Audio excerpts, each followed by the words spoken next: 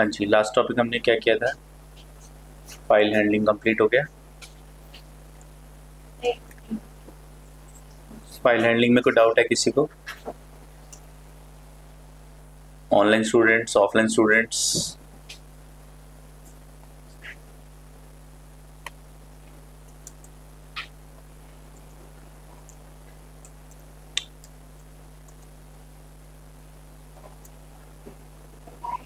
कोई डाउट नहीं है?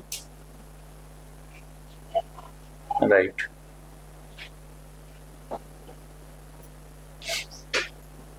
तो आज हम लोग स्टार्ट करते हैं प्रोजेक्ट।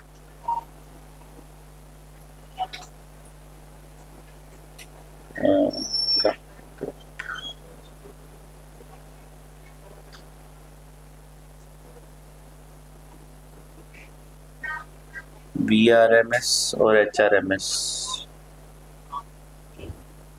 नहीं, HRMS नहीं कर रहे, वो करते हैं, क्या कहते हैं, virtual assistant.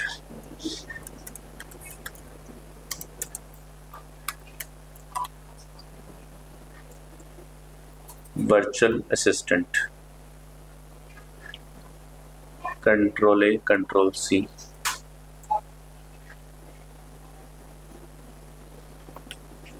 New Python 5 VA।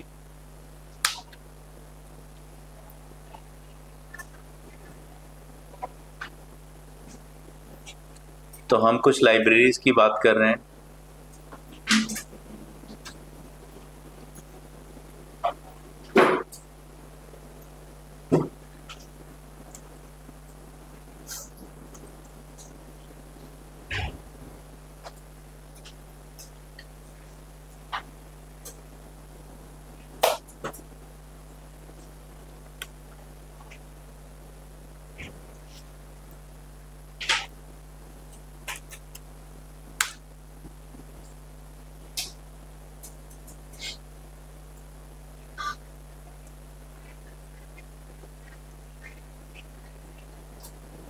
कुछ लाइब्रेरीज की बात कर रहे हैं। आपके पास date time library already installed है पाइथन में।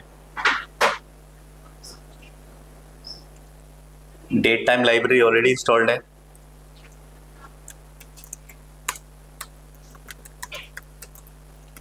इस लाइब्रेरी को आपको इंस्टॉल करना पड़ेगा।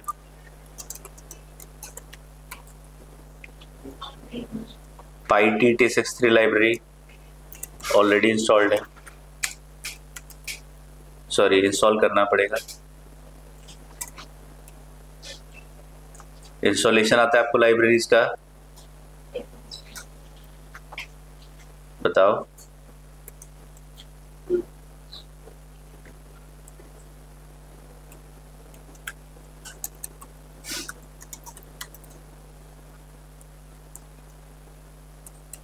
वेब ब्राउज़र लाइब्रेरी, OS तो पहले से होती है।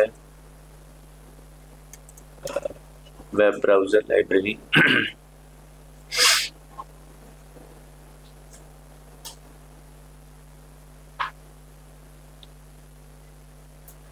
वेब ब्राउज़र भी है, ठीक है। ये 3 लाइब्रेरीज आपको इंस्टॉल करनी है।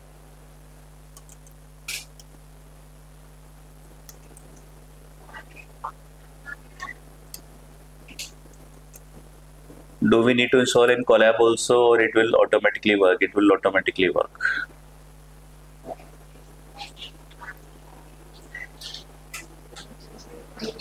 हाँ जी, तो हमारे पास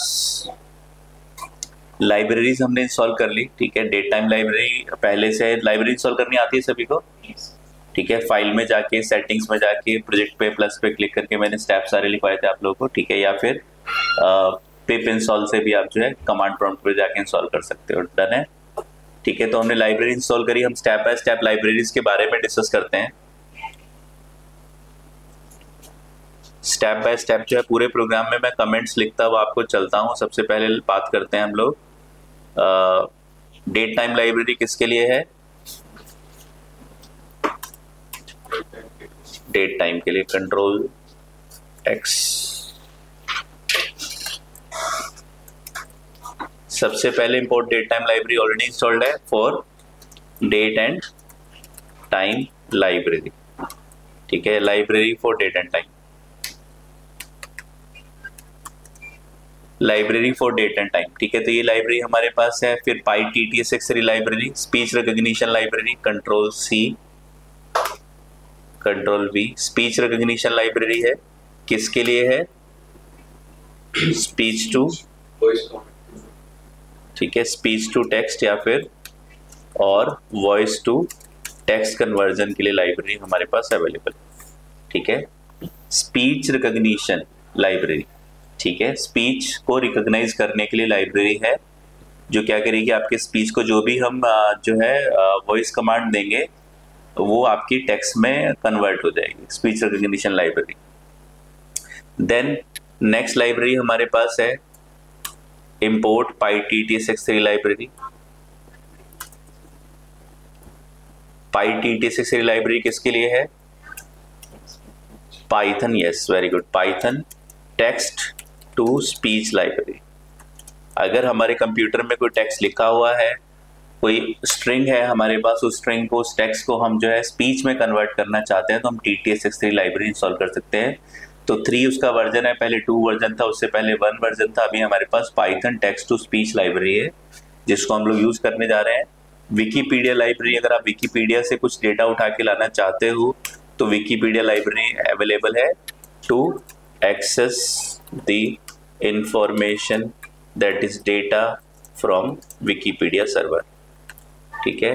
then web browser library, web browser library है फॉर ब्राउजिंग, ठीक है, data from the web, from the browser, जो भी डिफॉल्ट ब्राउजर आपके कंप्यूटर में इंस्टॉल्ड होगा उसके लिए वेब ब्राउजर लाइब्रेरी अवेलेबल है। देन इंपोर्ट ओएस, ओएस के लिए हमारे पास, ठीक है, to access and work on hard disk folders and files, ठीक है। तो हार्ड डिस्क की फोल्डर और फाइल्स पे आपको उनको एक्सेस करना है, ठीक है, फोल्डर एंड फाइल्स को उस पर काम करना है, किसी फाइल को रीनेम करना है। ओएस लाइब्रेरी के बारे में थोड़ा सा मैंने आपको बताया था जब मैंने फाइल हैंडलिंग पढ़ाई थी, डन है। तो ये हमारे पास लाइब्रेरीज हैं, स्टार्ट करते हैं। सबसे पहले हम बात कर रहे हैं लाइब्रेरी की, कौन सी लाइब्रेरी है ये? PyTTS library. सबसे पहले हम बात कर रहे हैं PyTTS library, import PyTTS library, engine equals to pytts3.init। File handling याद है आप लोगों को? फाइल हैंडलिंग का सबसे पहला स्टेटमेंट क्या होता था? फाइल हैंडलिंग का सबसे पहला स्टेटमेंट क्या होता था? कोई फाइल हैंडलिंग का प्रोग्राम बनाते थे आप तो क्या करते थे सबसे पहले? हाँ जी, फाइल को ओपन करते। सबसे पहला स्टेटमेंट क्या था? ओपन फंक्शन हम कॉल करते थे। ओपन फंक्शन क्या करता था? हमें फाइल टाइप का ऑब्जेक्ट रिटर्न करता था, यानी कि आपके पास जो है फाइल का मतलब text IO wrapper class, text IO wrapper class. तो text input output wrapper class हमारे पास पहले से बनी हुई है। अगर आप अपने कंप्यूटर से, अपने प्रोग्राम से टेक्स्ट को फाइल्स में भेजना चाहते हो इनपुट आउटपुट के लिए, टेक्स्ट आईओ रैपर, रैपर का मतलब है जैसे आप रैप कर देते हो डेटा को अपने किसी, ठीक है, किसी, जैसे घर पे हम लोग सब्जी पैक करते हैं या रोटी पैक करते हैं तो रैपर के अंदर रैप कर देते हैं हम खाने को, ठीक है। तो वो आपके पास क्या थी? टेक्स्ट आईओ रैपर क्लास थी, जो हमारे जैसे आपने इनकैप्सुलेशन या एब्स्ट्रैक्शन का कॉन्सेप्ट पढ़ा था, तो रैप कर रही है क्या? हमने फाइल हैंडलिंग में फाइल के अंदर जाके क्या काम करना है ये हमारा काम नहीं है। वो टेक्स्ट आईओ रैपर क्लास के अंदर पहले से मेथड्स बने हुए थे, हम उनको कॉल कर लेते थे टेक्स्ट आईओ रैपर क्लास के थ्रू। तो जब हम f इक्वल्स टू ओपन करते थे फाइल हैंडलिंग में, तो हमारे पास f क्या बनता था? टेक्स्ट आईओ रैपर क्लास का ऑब्जेक्ट बनता था। क्या फायदा था उस ऑब्जेक्ट का? f डॉट लगाएंगे और टेक्स्ट आईओ रैपर क्लास के मेथड्स और वेरिएबल्स को एक्सेस कर लेंगे। तो अगर हमें लिस्ट के अंदर अपेंड मेथड यूज करना है, सबसे पहले क्या करना पड़ेगा? लिस्ट टाइप का ऑब्जेक्ट बनाना पड़ेगा और l डॉट अपेंड करना पड़ेगा। अगर हमें स्ट्रिंग का मेथड यूज करना है तो स्ट्रिंग टाइप का ऑब्जेक्ट बनाना पड़ेगा और s डॉट लगा के स्ट्रिंग के मेथड। फाइल का हैंडलिंग करनी है तो फाइल टाइप का ऑब्जेक्ट कैसे बनता था? फाइल टाइप का ऑब्जेक्ट ओपन फंक्शन को यूज करते थे तो फाइल टाइप का ऑब्जेक्ट बन जाता था। कोई डाउट है? ठीक है, ऐसे ही आपको क्या करना है, सबसे पहले आपको इंजन क्लास का ऑब्जेक्ट बनाना है। क्या फायदा होगा? इंजन क्लास के अंदर जो मेथड्स हैं उनको हम अब एक्सेस कर पाएंगे। तो अगर मैं यहाँ पे टाइप प्रिंट टाइप ऑफ क्या देखता हूँ, इंजन, ठीक है, तो हमें क्या बोलता है, एक इंजन क्लास मिलती है। मैंने रन किया तो हमारे पास यहाँ पे एक इंजन क्लास आ गई। पाई टीटीएसएक्स लाइब्रेरी के अंदर इंजन नाम से उसका कोई सब मॉड्यूल हो, उसके अंदर इंजन नाम से क्लास पड़ी है, कैपिटल से स्टार्ट हो रहा है, इसका मतलब क्या है, ये एक क्लास है। तो इंजन क्या बन रहा है, एक ऑब्जेक्ट बन रहा है इंजन क्लास का। तो अब हम अपने प्रोग्राम में इंजन डॉट लगाएंगे तो क्या कर पाएंगे, इंजन क्लास की प्रॉपर्टीज को एक्सेस कर पाएंगे। कोई डाउट है किसी को? ठीक है, तो इनिट के बाद SAPI 5 ये क्या है, हमारे पास ये मॉडल है। पहले से आपके विंडो ऑपरेटिंग सिस्टम में मल्टीपल मॉडल्स होते हैं, आप नहीं भी मेंशन करोगे तो कोई चैलेंज नहीं है। आपको जैसे फाइल हैंडलिंग करनी थी तो ओपन फंक्शन को यूज करना था। ओपन फंक्शन कहाँ रखा हुआ था, _IO नाम के मॉड्यूल के अंदर रखा हुआ था, लेकिन हमें उसको इंपोर्ट करने की जरूरत नहीं थी अपने प्रोग्राम में। जैसे बिल्डिंग्स को इंपोर्ट नहीं करना पड़ता, वैसे ही _IO को इंपोर्ट करने की जरूरत नहीं थी। ओपन फंक्शन यूज करते थे तो हमारे पास क्या होता था, हमारे पास फाइल टाइप का ऑब्जेक्ट बन जाता था, टेक्स्ट IO रैपर टाइप का ऑब्जेक्ट बन जाता था।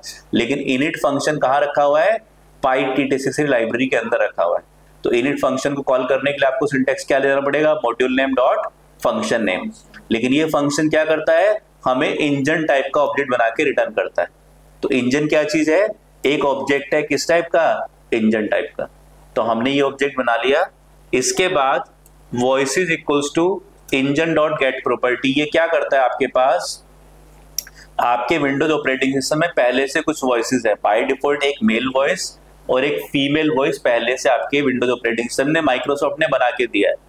इसके अलावा आप एक्सटर्नली भी आप जो है अलग अलग वॉइसेस की प्रॉपर्टीज को इंटरनेट से डाउनलोड करके अपने कंप्यूटर में, अपने ऑपरेटिंग सिस्टम में इंस्टॉल कर सकते हो। ठीक है, तो इंजन डॉट गेट प्रॉपर्टी क्या करेगा, ये गेट प्रॉपर्टी क्या करेगा, आपको अगर आप प्रिंट करोगे वॉइसेस को तो ये क्या करेगा, आपको एक लिस्ट रिटर्न करेगा। अगर हम रन करते हैं तो हमारे पास एक लिस्ट आ रही है जिसके अंदर पहले क्या पड़ा हुआ है, एक ऑब्जेक्ट पड़ा हुआ है, और दोबारा क्या पड़ा हुआ है, दूसरा ऑब्जेक्ट पड़ा हुआ है। ये ऑब्जेक्ट्स किसके हैं, ये अलग अलग वॉइसेस के ऑब्जेक्ट्स हैं। तो आपके पास पहले से 2 वॉइस क्लास बनी होंगी, उनके ऑब्जेक्ट्स किसके अंदर रिटर्न होके आ रहे हैं, गेट प्रॉपर्टी मेथड के थ्रू। आपके वॉइसेस के अंदर एक लिस्ट आ रही है, पहली वॉइस किसकी है, पहली वॉइस आपकी मोस्ट प्रोबेबली मेल की है और दूसरी फीमेल की है। अभी चेक कर लेंगे हम। ठीक है, तो 0, अगर आप ये जो लिस्ट आ रही है आपके पास, इसके अंदर पहली वॉइस मेल की और दूसरी फीमेल की। ठीक है, डन है। तो हमारे पास get property method engine class के अंदर बना हुआ है। ये क्या देखता है, ये देखता है कि हमारे कंप्यूटर में कितनी वॉइसेस पहले से अवेलेबल है। ठीक है, एक ही पर्सन की मतलब मेल की ही अलग अलग वॉइसेस अवेलेबल हो सकती है। ऐसा भी है कि आपको अमेरिका एक्सेंट चाहिए, इंडियन एक्सेंट चाहिए, आपको यूएस, आपको इंग्लैंड एक्सेंट चाहिए, कोई अलग अलग कंट्री का, आपको यूके का एक्सेंट चाहिए, अलग अलग कंट्रीज का एक्सेंट आपको नीड है, तो आप अलग अलग वॉइसेस को इंटरनेट से डाउनलोड कर सकते हैं। ठीक है, तो हमारे पास पहले से माइक्रोसॉफ्ट में 2 एक्सेंट, अमेरिकन एक्सेंट पहले से अवेलेबल है, एक मेल का और एक फीमेल का। तो गेट प्रॉपर्टी मेथड क्या करेगा, हमें एक लिस्ट रिटर्न करेगा जिसके अंदर पहला ऑब्जेक्ट मेल का होगा और दूसरा ऑब्जेक्ट फीमेल का होगा। डन है।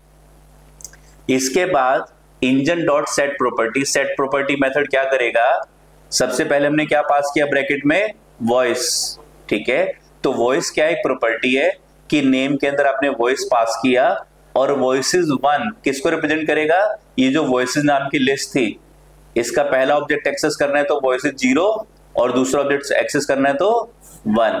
तो वॉइसेस 1 डॉट ID ये पास करने से आपकी जो वॉइस है, कौन सी वॉइस क्रिएट हो जाएगी, वो आपकी फीमेल की वॉइस क्रिएट हो जाएगी। ठीक है, अगर आप वॉइसेस 0 डॉट ID करोगे तो आपकी मेल वॉइस सेट हो जाएगी, अदरवाइज फीमेल सेट हो जाएगी। तो इंजन डॉट गेट प्रॉपर्टी से सारी पहले से जो वॉइसेस है, वॉइसेस नाम के वेरिएबल में आएंगी, और सेट प्रॉपर्टी से आप जो भी वॉइस सेट करना चाहते हो सेट कर सकते हो। टेक्स्ट टू स्पीच का काम क्या है, आप अपने प्रोग्राम में टेक्स्ट पास करोगे और ये उसको स्पीच में कन्वर्ट कर देगा।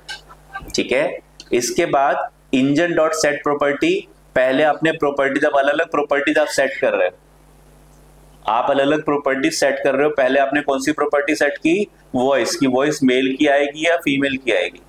फिर आप रेट सेट कर रहे हो कि वॉइस जो है उसके अंदर किस स्पीड से, एक बंदा है जो बहुत फास्ट स्पीड से बोलता है, एक स्लो स्पीड से बोलता है, आप कई बार देखते हो अपने कंप्यूटर में, आप जो है स्पीड को, कोई आपने मीडिया प्लेयर ओपन किया हुआ है तो आप स्पीड को हाई या लो कर सकते हो, ठीक है, स्पीकिंग स्पीड को हाई या लो कर सकते हो। तो सेट प्रॉपर्टी से रेट क्या होगा, 150 वर्ड्स पर मिनट का रेट आपका ऑलमोस्ट हो जाएगा। जो है आप इंजन डॉट सेट प्रॉपर्टी को रेट को अगर आप 150 देते हो तो। इसके बाद प्रिंट, ठीक है, इसके बाद हमने इंजन बना लिया और उसके बाद लास्ट में हमें क्या करना है, इंजन डॉट से, ठीक है, और ब्रैकेट में हमें पास करना है welcome to the world of Python, world of Python. अब हमारा इंजन बन गया। अब हमें इंजन के अंदर क्या भेजना है, इंजन के अंदर हमें जो भी मैसेज हम बोलना चाहते हैं वो भेजेंगे, लेकिन जैसे ही आपका प्रोग्राम लाइन नंबर 33 पे आएगा प्रोग्राम स्टॉप हो जाएगा। प्रोग्राम स्टॉप हो जाएगा तो आपका जो मैसेज बोलना स्टार्ट होगा वेलकम टू, इमीडिएटली रुक जाएगा विद इन माइक्रो सेकेंड्स, ठीक है। तो अब यहाँ पे आपको एक लूप लगाना पड़ेगा, और लूप कब तक चलेगा, जब तक ये पूरा का पूरा मैसेज प्ले नहीं हो जाता आपके स्पीकर के ऊपर। तो इसके लिए हमारे पास मेथड है engine dot run and wait method. कहां बना हुआ ये मेथड, इंजन क्लास में। से मेथड कहां बना, इंजन क्लास में। Set property, get property, set property और गेट प्रॉपर्टी कहां बने हैं, इंजन क्लास में सारे मेथड बने हैं। सबसे पहले आपको अगर टेक्स्ट टू स्पीच आपको फाइल हैंडलिंग करनी है तो टेक्स्ट आईओ रैपर क्लास का ऑब्जेक्ट बनाना है। लिस्ट में अपेंड एक्सटेंड यूज करना है तो लिस्ट टाइप का ऑब्जेक्ट बनाना है। कस्टमर में add customer, search customer, delete customer को कॉल करना है तो कस्टमर टाइप का ऑब्जेक्ट बनाना है। और ऐसे ही अगर आपको टेक्स्ट टू स्पीच में कन्वर्जन करना है, सबसे पहले क्या बनाना है, इंजन टाइप का ऑब्जेक्ट बनाना है, ठीक है। इंजन टाइप का आप ऑब्जेक्ट बनाओगे, आप इंजन क्लास की प्रॉपर्टीज को यूज कर पाओगे। कोई डाउट है, कोई डाउट है? सिंपल प्रोग्राम है, मतलब जो एक्चुअली कॉन्सेप्ट थे वो तो खत्म हो गया। इस प्रोजेक्ट को बनाना, तो अगर आपने जो एक्चुअल कॉन्सेप्ट्स हैं वो सीख लिए ऊप्स वाले सारे, तो इस प्रोजेक्ट में कुछ है ही नहीं। रेडीमेड मेथड्स हैं, यूज करना है और कॉल करना है बस। कुछ अब खुद तो कुछ करना ही नहीं है। पूरे आपको लैंग्वेज वर्चुअल असिस्टेंट के अंदर खुद कुछ नहीं करना। कॉन्सेप्ट्स आप ऑलरेडी पढ़ चुके हो। अब आपको बस पहले से पता है मॉड्यूल्स कैसे इंपोर्ट करने हैं, लाइब्रेरीज कैसे इंपोर्ट करनी है, क्लासेस क्या होती हैं, मेथड्स क्या होते हैं, ऑब्जेक्ट्स क्या होते हैं, वो सारे कॉन्सेप्ट्स आप पढ़ चुके हो। अब यहाँ तो आपको बस उन कॉन्सेप्ट्स को यूज करना है, अपने कॉन्सेप्ट्स को, ठीक है। रन किया,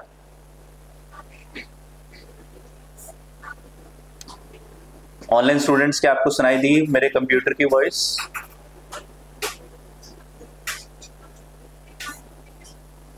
नो, नहीं सुनाई देगी शायद। चलो क्लासरूम स्टूडेंट्स को सुना देता हूं मैं एक बार। अगर मैं माइक हटाऊंगा तो दिक्कत हो जाएगी। चलो हटा देता हूं।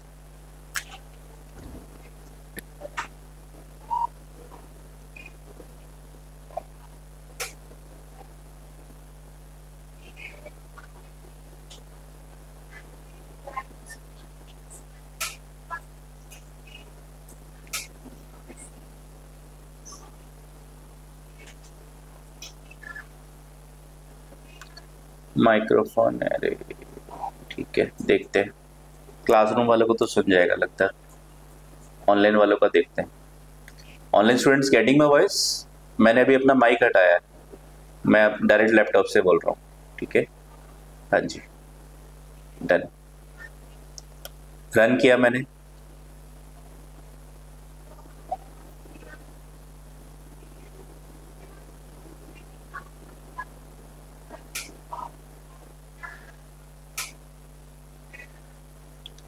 Audio speaker,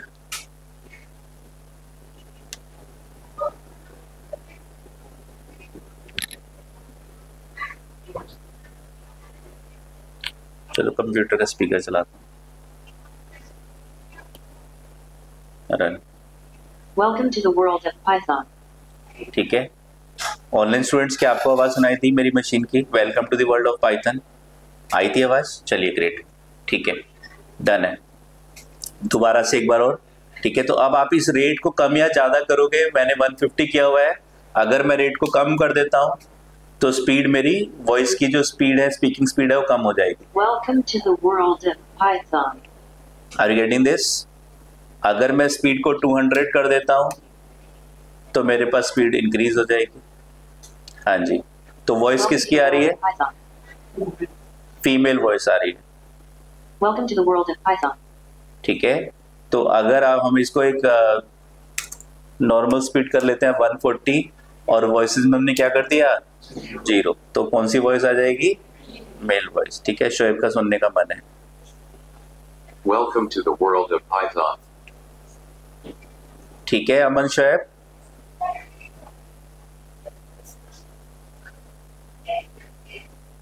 Welcome to the world of Python.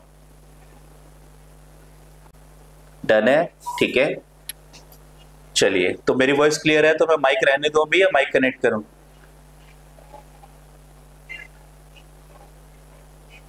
Clear है? ठीक है, डन है। ठीक है, बोथ साउंड्स गुड। ठीक है, चलिए, सो हमारे पास till now we have discussed, हमने डिस्कस किया। सबसे पहले आपको क्या करना है? सबसे पहले आपको एक्सेंट अगर चेंज करना है शोएब, तो उसके लिए आपको एक्सटर्नली फिर इंस्टॉल करने पड़ेंगे। अभी हम इंटरनल वाले यूज कर रहे हैं जो पहले से माइक्रोसॉफ्ट विंडोज के साथ आते हैं एक्सेंट। ठीक है, अमेरिकन एक्सेंट। तो इंपोर्ट pytt63, सबसे पहले आपने लाइब्रेरी इंस्टॉल करी।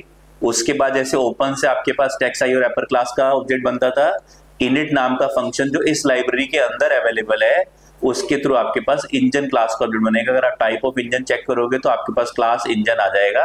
इसके बाद आपको क्या करना है? सबसे पहले आपको वॉइसेस आपके कंप्यूटर में जो पहले से वॉइसेस इंस्टॉल्ड है वो आपको इंपोर्ट करनी है। तो गेट प्रॉपर्टी कहाँ पे? गेट प्रॉपर्टी क्या चीज है? गेट प्रॉपर्टी क्या चीज है? कोई वेरिएबल, फंक्शन या मेथड? क्या है ये? वेरिएबल, मेथड या क्लास? क्या है गेट प्रॉपर्टी? वेरिएबल, मेथड या क्लास? मेथड है। कैसे कॉल कर रहे हैं हम लोग? Object name dot method name. कैसे स्टार्ट हो रहा है? पहला स्मॉल और फिर जहां स्ट्रेस है वो कैपिटल। दैट इज, मैंने बताया था आपको कैमल नोमेनक्लेचर कि आपका कैमल का आपका फ्रंट जो है, फेस जो है वो आपका थिन होता है और पीछे का पार्ट आपका थिक होता है। ठीक है, फैट होता है। तो आपके पास स्टार्टिंग जो है वो आपकी लोअर स्मॉल लेटर से, और उसके बाद जहां जहां स्ट्रेस आ रहा है वहां वहां आपका कैपिटल से स्टार्ट होगा। तो ये गारंटी है कि ये क्या चीज है? ये मेथड ही है। ठीक है, ये मेथड ही है। तो इंजन डॉट गेट प्रॉपर्टी से आपके पास आपके कंप्यूटर में जो ऑलरेडी इंस्टॉल्ड वॉइसेस हैं वो आपके पास एक लिस्ट के अंदर आ जाएंगी, और इंजन डॉट सेट प्रॉपर्टी से आपकी जो वॉइस है वो आपकी मेल वॉइस या फीमेल वॉइस आप सेट कर सकते हो। सेट प्रॉपर्टी के अंदर आप मल्टीपल प्रॉपर्टीज एक ही बार में भी पास कर सकते हो। जैसे आपने यहाँ पे पास किया वॉइस कॉमा दिस कॉमा, ठीक है, रेट इक्वल्स टू रेट आप साथ में पास कर सकते हो। तो सेट प्रॉपर्टी मेथड से अवेलेबल है। और फिर इंजन क्लास के अंदर से मेथड है जो क्या करेगा? से का मतलब स्पीक करेगा, जो भी मैसेज आप यहाँ पे पास करोगे उसको स्पीक कर देगा। ठीक है, तो हमने क्या किया अपने प्रोग्राम में? एक फंक्शन बना दिया कंट्रोल एक्स। हमने क्या किया अपने प्रोग्राम में? एक फंक्शन बना दिया डेफ स्पीक के नाम से। ठीक है, और स्पीक के ब्रैकेट में हमने क्या किया?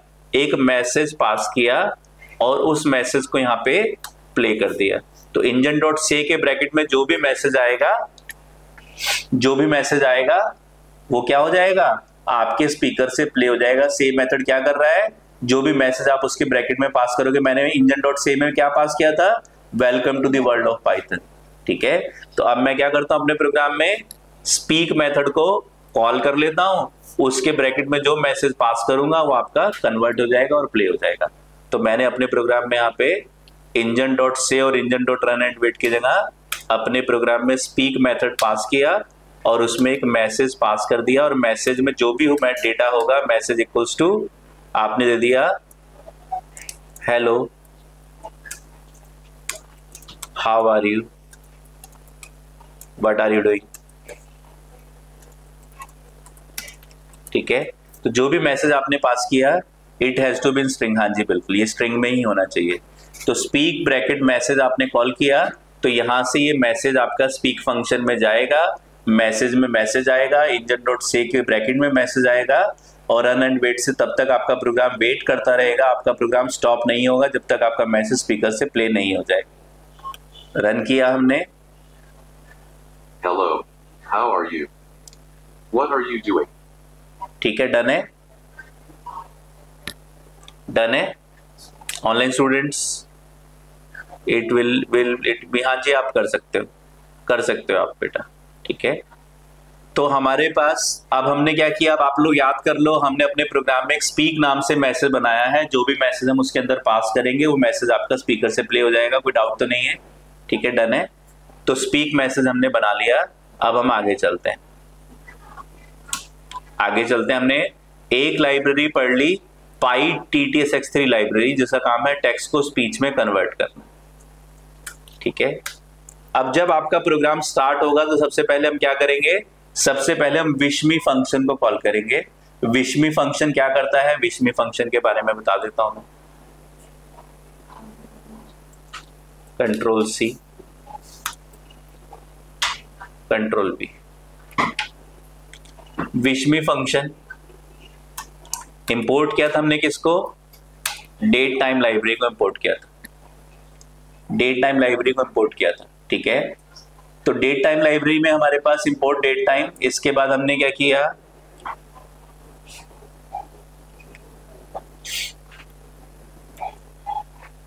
ठीक है, या T=, डेट टाइम के अंदर, डेट टाइम नाम से सब मॉड्यूल है, उसके अंदर .now अगर आप लिखोगे और प्रिंट करोगे T को, तो आपके पास आपके कंप्यूटर की जो डिफॉल्ट वॉच है, डिफॉल्ट क्लॉक है, उसका टाइम आपके सामने आ जाएगा कि जिस टाइम ये फंक्शन कॉल हुआ उस टाइम पे T में datetime.now 3rd October 2024 10 AM 41 minutes 12 seconds and 161177 micro seconds का टाइम हुआ था। उस टाइम पे मेरा प्रोग्राम रन हुआ था और मेरे कंप्यूटर की क्लॉक में राइट कॉर्नर, बॉटम कॉर्नर में जो क्लॉक आपको दिख रही है, जो कंप्यूटर का आपका क्लॉक है, उसका टाइम उस टाइम पे कैप्चर हो जाएगा। कितने बजे, 10:41 12 सेकेंड। अगर आप इसको दोबारा रन करोगे तो 10:41 46 सेकेंड्स। डन है, कोई डाउट है बताओ, ठीक है, कोई डाउट तो नहीं है। तो डेट टाइम के अंदर, डेट टाइम नाम से सब मॉड्यूल है, उसके अंदर नाउ नाम का फंक्शन क्या करेगा, आपको current time exactly date, hours, minute, seconds और माइक्रो सेकंड्स में बता देगा, ठीक है, डन है।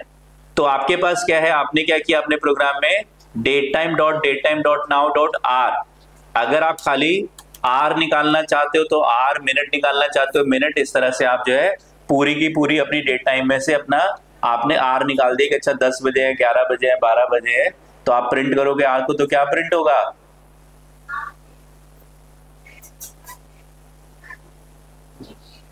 ठीक है, 10 बजे है, राइट। तो अगर मैं रन करूंगा, यस, तो हमारे पास 10 निकल के आ जाएगा कि अभी 10 बजे है, ठीक है, कोई डाउट है।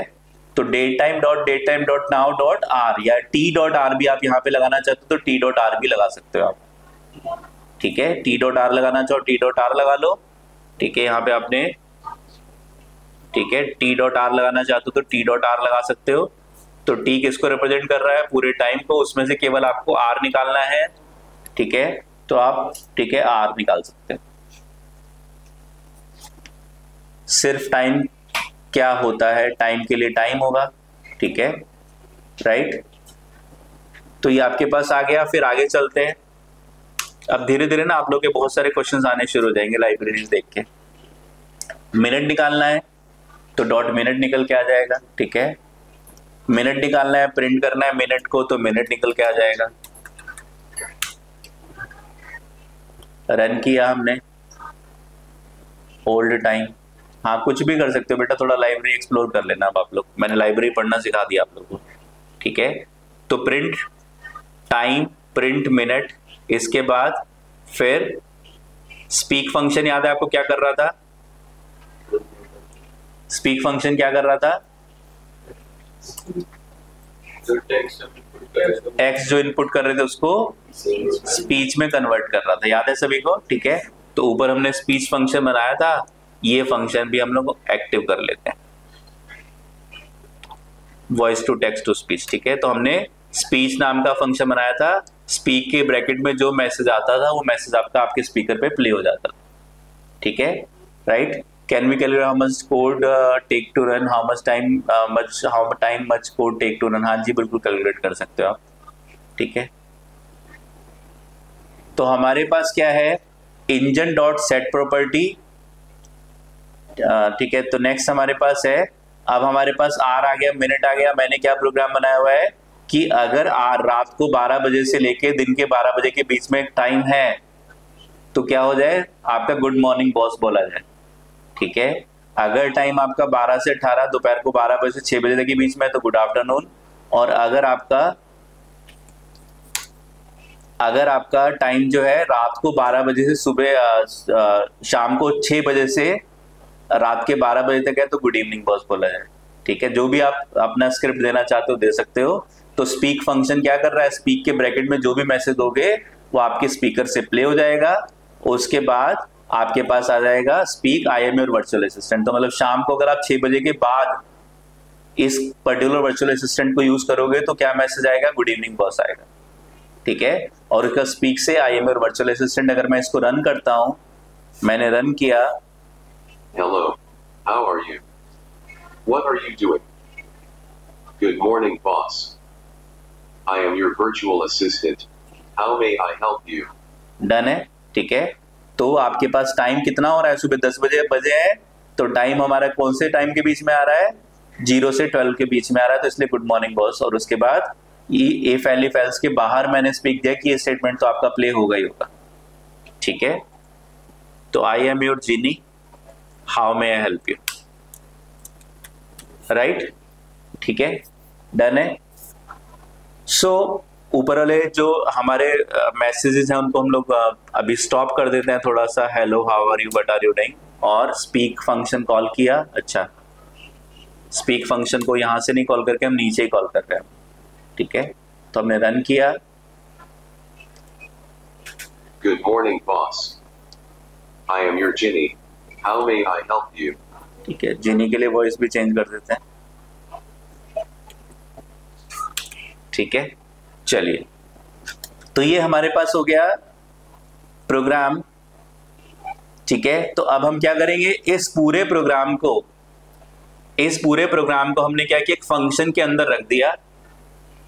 और जब हम मेन प्रोग्राम, जब हमारा वर्चुअल असिस्टेंट स्टार्ट होगा तो सबसे पहले ये वाला फंक्शन कॉल हो जाएगा। इसका नाम क्या रख दिया हमने, इसका नाम हमने रख दिया wish me function. Wish me function क्या करेगा, जैसे ही आपका प्रोग्राम स्टार्ट होगा सबसे पहले आपको विश करेगा। डन है, ठीक है। गुड आफ्टरनून वाला मैसेज रन क्यों करवाना चाहते हो बेटा, टाइम तो चेंज हो गया ना, वैसे भी मेरी आदत गुड मॉर्निंग बोलने की, आप मेरे से गुड आफ्टरनून बुलवा रहे हो, ठीक है। फिर आपको लॉजिक चेंज करना पड़ेगा, यहाँ से टाइम में 12 से 18 की जगह फिर आपको 0 से 12 ही करना पड़ेगा, ठीक है। तो 12 बजे के बाद अगर आप इसी प्रोग्राम को रन करोगे तो गुड आफ्टरनून आएगा, 18 बजे के बाद सेम प्रोग्राम को रन करोगे तो गुड इवनिंग आएगा, ठीक है अमन। लॉजिक आपने ऐसा लगाया हुआ है। फिर भी आप करना चाहते हो तो आप बॉस हो जिन्हीं के, आप कुछ भी कर सकते हो, ठीक है। चलिए, तो विशमी फंक्शन सबसे पहले कॉल होगा जब वर्चुअल असिस्टेंट चलेगा, पहले विशमी फंक्शन कॉल होगा और विशमी फंक्शन क्या करेगा, आपका प्ले कर देगा कि जो भी टाइम है उसके according good morning, good afternoon, good evening आपका प्ले हो जाएगा, ठीक है अमन। कोई डाउट है तो बताओ।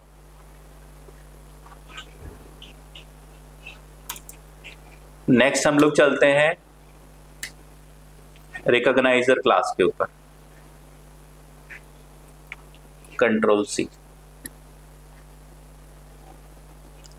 नो डाउट, ठीक है। अब हमारे पास नेक्स्ट प्रोग्राम आता है किसके लिए, अभी हमने टेक्स्ट टू स्पीच पढ़ लिया, अब हम स्पीच टू टेक्स्ट की बात करते हैं। हमारा जो कंप्यूटर का माइक है वो हमारे प्रोग्राम से इंटरफेस होगा और जो भी मैसेज हम देंगे अपने कंप्यूटर को वो मैसेज आपका किस में कन्वर्ट हो जाएगा, टेक्स्ट में कन्वर्ट हो जाएगा, वॉइस टू टेक्स्ट कन्वर्टर, ठीक है। उसके लिए कौन सी लाइब्रेरी है, स्पीच रिकॉग्निशन लाइब्रेरी है, import speech recognition as SR, ठीक है। चलो इसको तो टाइप डायरेक्ट भी कर सकते हैं, import speech recognition as SR, import speech recognition as SR, ठीक है। तो स्पीच रिकग्निशन लाइब्रेरी को हमने अपने प्रोग्राम में एज एसआर इंपोर्ट कर लिया और सबसे पहले क्या बनाया हमने, सबसे पहले अपने प्रोग्राम में प्रिंट, कुछ भी नया ऑब्जेक्ट आता है तो देखो वो इंटीजर है, फ्लोट है, जैसे मैंने वॉइसेस दिखाया आपको, वॉइसेस में क्या था, लिस्ट था। अब आपको बता क्या लिस्ट है तो लिस्ट के स्क्वायर ब्रैकेट में 1, आगे सिंटेक्स आ रहा था स्क्वायर ब्रैकेट 1, तो आपको रटना नहीं पड़ेगा सिंटेक्स को। अच्छा, लिस्ट का पहला ऑब्जेक्ट लेना तो स्क्वायर ब्रैकेट 0, दूसरा लेना तो स्क्वायर ब्रैकेट 1। तो पहले जो भी ऑब्जेक्ट आ रहा है उसका टाइप जरूर चेक करो कि वो आपका ऑब्जेक्ट है क्या चीज, ठीक है। तो आपने क्या किया, प्रिंट टाइप ऑफ आर आपने रन किया, तो आपके पास यहाँ पे क्या आ गया,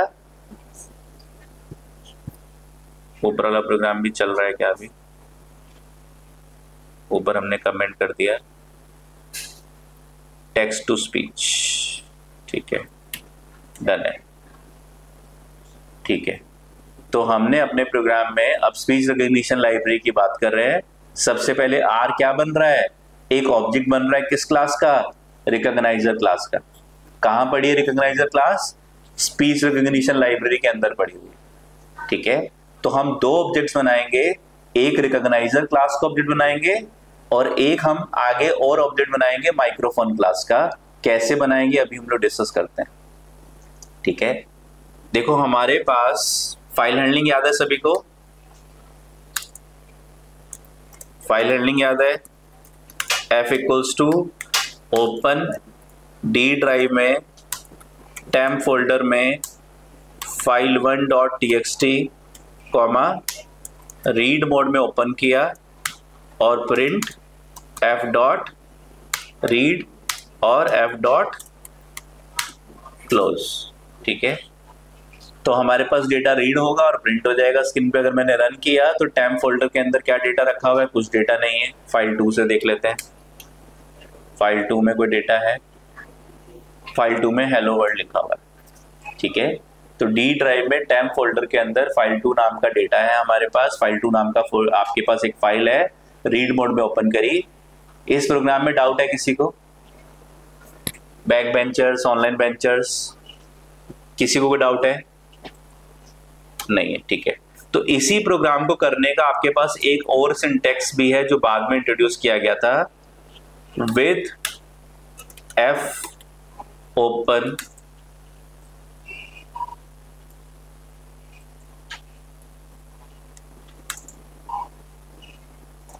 एज एफ, ठीक है, print F dot read file.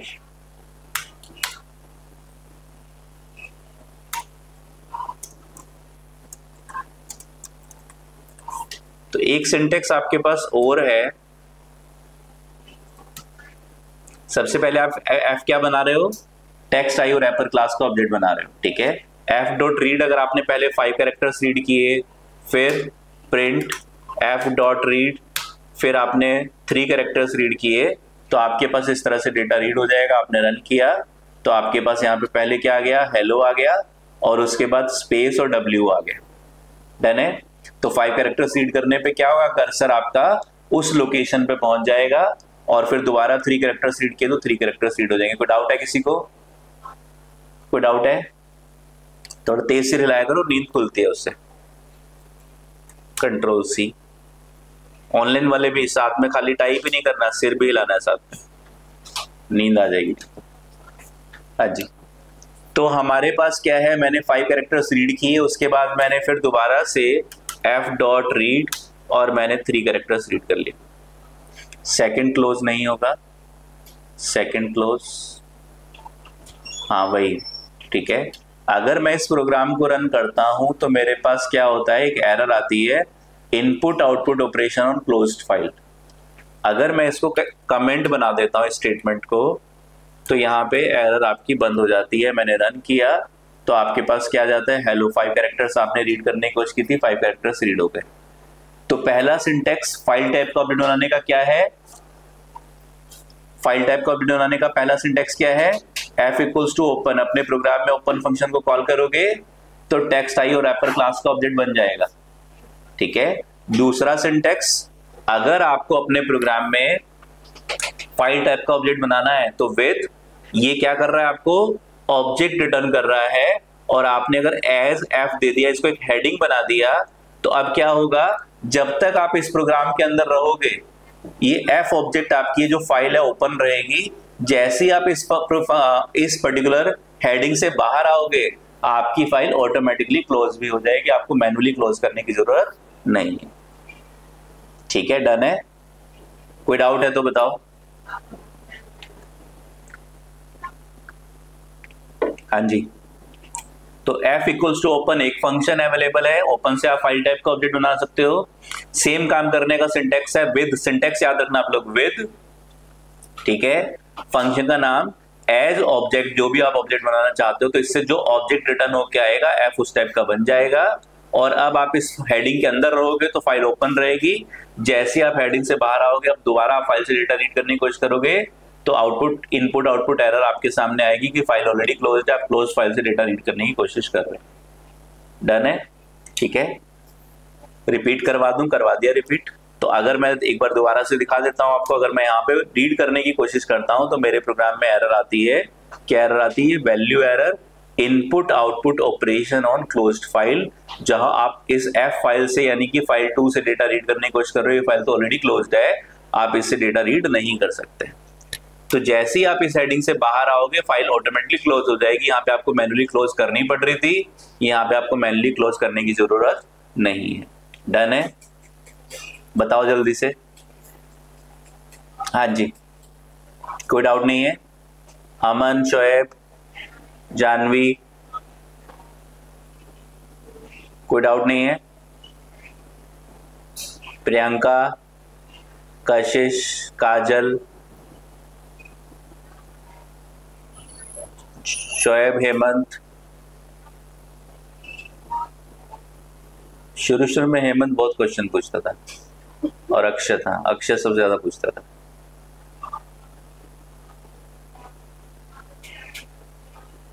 तुलसी, कोई डाउट है? हाँ जी, कोई डाउट नहीं है? राइट, चलिए ठीक है। वैसे तो सिंपल कॉन्सेप्ट्स हैं, कॉन्सेप्ट जो पढ़ने थे वो तो पढ़ लिए हमने। अब विद ओपन, ठीक है, डेटाबेस कनेक्टिविटी करेंगे। बच्चों को बड़ी मुश्किल लगती है, बड़ी इजी है डेटाबेस कनेक्टिविटी। जो मुश्किल था मैंने बताया मुश्किल है। जो नए प्रोग्रामर है उनके लिए लूप्स मुश्किल होते हैं, जो नए प्रोग्रामर है उनके लिए ऊप्स मुश्किल होता है। लूप्स एंड ऊप्स, ठीक है, दोनों में ऊप्स आ रहा है, ठीक है, बस एक एल एक्स्ट्रा है लूप्स के अंदर, तो ये थोड़ा सा मुश्किल लगता है, बाकी कॉन्सेप्ट तो बस सिंपल है। तो विद ओपन एज एफ, तो आपके पास अगर आपको टेक्स्ट आई और रैपर क्लास का ऑब्जेक्ट बनाना है तो दूसरा सिंटेक्स क्या है? With function name as F, और फिर उसके बाद आपको डेटा रीड करना है, राइट करना है, जो भी आपको काम करना है फाइल के अंदर आप कर सकते हैं। डन है? तो यही सिंटेक्स हमने यहाँ पे यूज कर लिया। दैट इज हमने क्या यूज किया? हमने यूज किया अपने प्रोग्राम में स्पीच रिकॉग्निशन लाइब्रेरी को। हमने अपने प्रोग्राम में क्या किया? With sr.microphone as source. Open क्या कर रहा था? आपको एक ऑब्जेक्ट बना के रिटर्न कर रहा था, किस क्लास का? टेक्स्ट आईओ रैपर क्लास का। तो f क्या बन रहा था? एक ऑब्जेक्ट बन रहा था टेक्स्ट आईओ रैपर क्लास का। किसी क्लास का ऑब्जेक्ट बनाने का सिंटेक्स क्या है? क्लास नेम और ब्रैकेट लगा लो।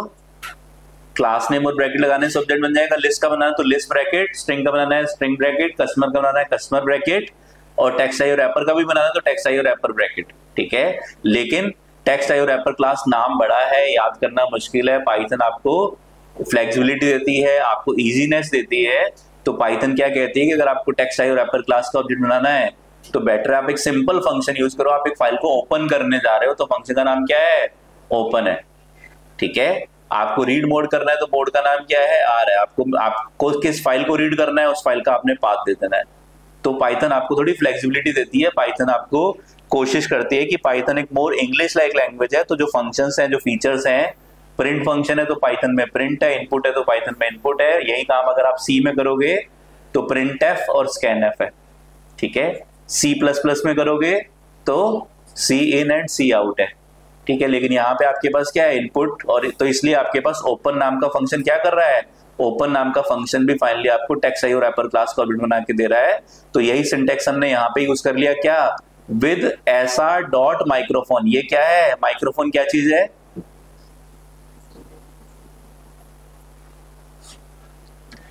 माइक्रोफोन क्या चीज है? ठीक ठीक लगाओ शोएब। माइक्रोफोन क्या है? क्लास है, कैपिटल से स्टार्ट हो रही है। मैंने बताया था अगर कैपिटल से स्टार्ट हो रही है तो क्लास ही है, अगर स्मॉल से स्टार्ट हो रही है और आगे कहीं पे स्ट्रेस पे आपका कैपिटल वर्ड आ रहा है तो फिर मेथड है, और अगर स्मॉल है कंप्लीटली तो फिर आपको डाउट हो सकता है कि वेरिएबल है, फंक्शन है या क्लास है। ठीक है, लेकिन आपके पास अगर कैपिटल से स्टार्ट हो रहा है तो गारंटी है कि क्लास है। तो किसी क्लास का ऑब्जेक्ट कैसे बनता है? क्लास नेम और ब्रैकेट लगाने से। क्लास नेम और ब्रैकेट लगाने से। तो ऑब्जेक्ट बनाने का सिंटैक्स, एक सिंटैक्स आपने पढ़ा क्या? L equals to list bracket, cus equals to customer bracket, तो क्या बन जाता है? कस्टमर क्लास का ऑब्जेक्ट बन जाता है। दूसरा syntax with class name as object name, तो सोर्स क्या बन जाएगा? एक ऑब्जेक्ट बन जाएगा माइक्रोफोन क्लास का। यहां पे f क्या बन रहा था? एक ऑब्जेक्ट बन रहा था।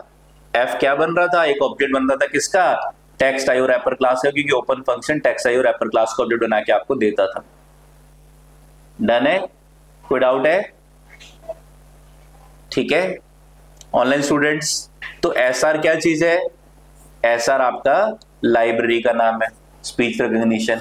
तो स्पीच रिकॉग्निशन लाइब्रेरी के अंदर एक क्लास आपके पास रिकॉग्नाइजर नाम से है, दूसरी क्लास आपके पास माइक्रोफोन नाम से। ठीक है, एक क्लास आपके पास रिकॉग्नाइजर नाम से है, दूसरी क्लास आपके पास माइक्रोफोन नाम से है। तो आपने सिंटेक्स क्या यूज कर लिया? With SR dot microphone as source. तो सोर्स क्या बन गया? अगर सोर्स का टाइप चेक करोगे तो क्या आएगा? हाँ, क्या नेम आएगा? माइक्रोफोन। सोर्स का टाइप चेक करोगे तो सोर्स क्या चीज है? एक ऑब्जेक्ट है। किसका? माइक्रोफोन क्लास का। तो प्रिंट टाइप ऑफ सोर्स देखोगे तो आएगा क्लास माइक्रोफोन। वो आपकी स्पीच रिकॉग्निशन में पड़ी होगी, या स्पीच रिकॉग्निशन के अंदर कोई सब मॉड्यूल होगा उसके अंदर पड़ी होगी। तो आपके पास जो है आपका जो टाइप आएगा सोर्स का वो होगा क्लास माइक्रोफोन। कस का टाइप चेक करोगे क्लास कस्टमर, लिस्ट का टाइप चेक करोगे क्लास लिस्ट, इंटीजर का टाइप इंटीजर, और सोर्स का टाइप माइक्रोफोन। डन है? कोई डाउट तो नहीं है? ठीक है, इसके बाद हमने प्रिंट कर दिया लिसनिंग। ठीक है, लिसनिंग। फिर आर क्या चीज था? ऑब्जेक्ट था। किसका? रिकॉग्नाइजर क्लास का।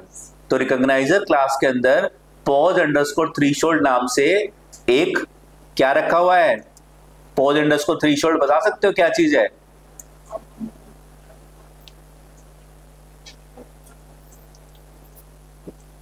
पॉज अंडरस्कोर थ्रीशोल्ड वेरिएबल है, फंक्शन है, या क्लास है? Class is a collection of variables and functions. ठीक है, तो आर क्या चीज है? एक ऑब्जेक्ट है। किस क्लास का? रिकॉग्नाइजर क्लास का। तो रिकॉग्नाइजर क्लास के अंदर आपके पास पोज अंडरस्कोर थ्रेशोल्ड नाम से या तो वेरिएबल हो सकता है या फंक्शन हो सकता है। ये क्या चीज है? वेरिएबल है। क्यों वेरिएबल है? क्योंकि आप variable equals to value pass कर रहे हो उसको। जैसे आपने कस इक्वल्स टू कस्टमर बनाया था तो cus dot ID equals to 10, cus dot name equals to Vikas, cus dot age equals to 39। याद कर लो, मेरी एज अभी तक याद नहीं हुई। Cus dot ID, cus dot name, cus dot age. ठीक है, डन है। तो मेरे पास क्या था? आईडी नेम एज क्या थे? वेरिएबल्स थे। आप वैल्यू दे रहे थे उन वेरिएबल्स को। तो यहाँ पे पोज अंडरस्कोर थ्रेशोल्ड क्या है? वेरिएबल है। कौन सी क्लास में बना है? रिकॉग्नाइजर क्लास में, क्योंकि आर क्या है? ऑब्जेक्ट है रिकॉग्नाइजर क्लास का। तो आपने R dot pose underscore threshold को क्या दे दिया? 0.5 दे दिया। बताओ कोई डाउट है किसी को? ऑनलाइन स्टूडेंट्स को डाउट है? ठीक है, तो पोज अंडरस्कोर थ्रेशोल्ड वेरिएबल है। ये वेरिएबल क्या करता है? इस वेरिएबल में आपने 0.5 दे दिया। इसका मतलब क्या है कि 0.5, ठीक है, 0.5, ठीक है, ये आपका क्या कर रहा है? ये आपको टाइम गैप बता रहा है कि कितने टाइम के बाद। ठीक है, 0.5, ठीक है, आपने किया प्रिंट आर, प्रिंट आर, ठीक है, print R dot pose underscore threshold, print are dot energy underscore threshold. ठीक है, आपने रन किया तो आपके पास पोज अंडरस्कोर थ्रेशोल्ड में 0.5 आ गया और इसमें 300 आ गया। ठीक है, तो आपके पास जब आप अपने प्रोग्राम में ठीक है, आप अपने प्रोग्राम में, ठीक है, मैंने क्या किया, programme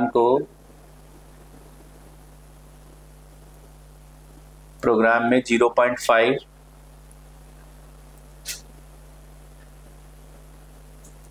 audio equals to r dot listen, ठीक है, audio equals to r dot listen, और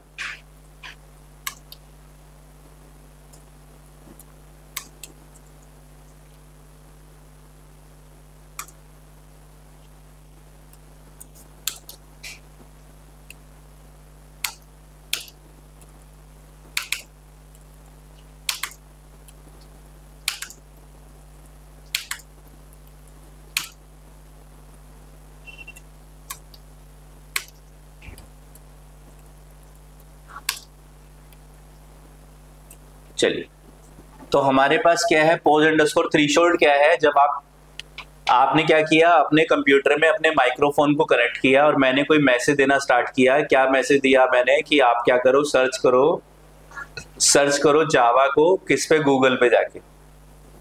मैंने कमांड दी, मैंने एक इंस्ट्रक्शन दी अपनी जिनी को कि आप जो है सर्च करो, गूगल में जाके सर्च करो जावा के बारे में, जावा ट्यूटोरियल्स के ऊपर कुछ सर्च करो, ठीक है। या मैंने पूछा टाइम क्या हो रहा है, मैंने पूछा विकिपीडिया पे जाके ये मैसेज सर्च करो।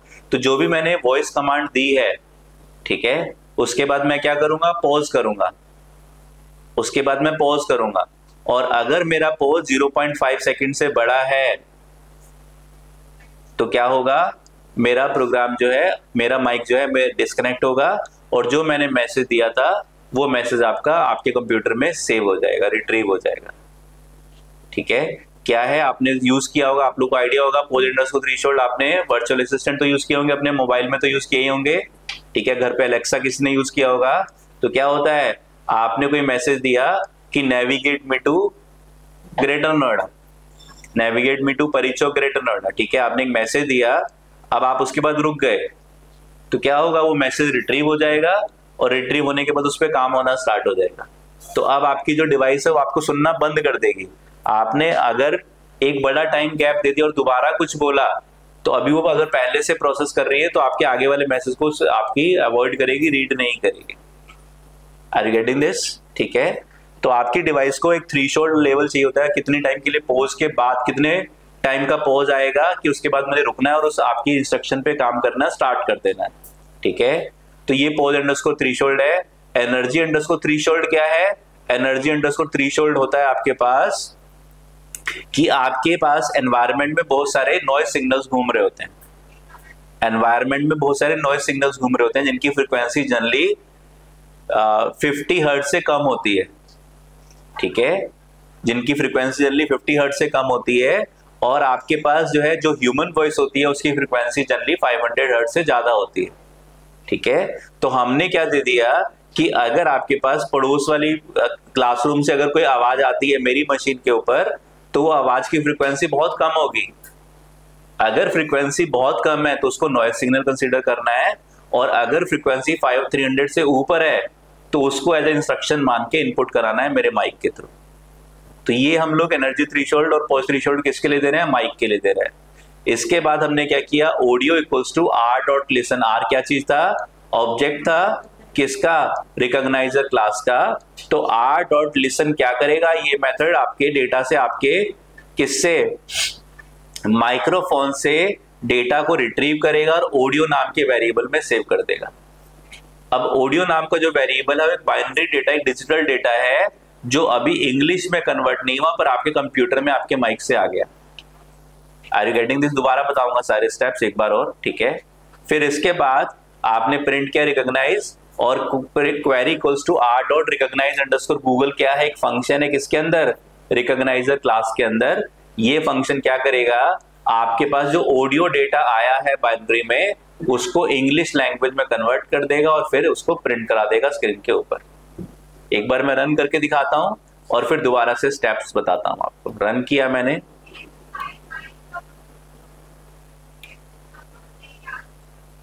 एक मिनट, हमने क्या किया, मैं जो ये बीच में मैंने प्रिंट किया था डेटा, जिनको मैं अब हटा देता हूं।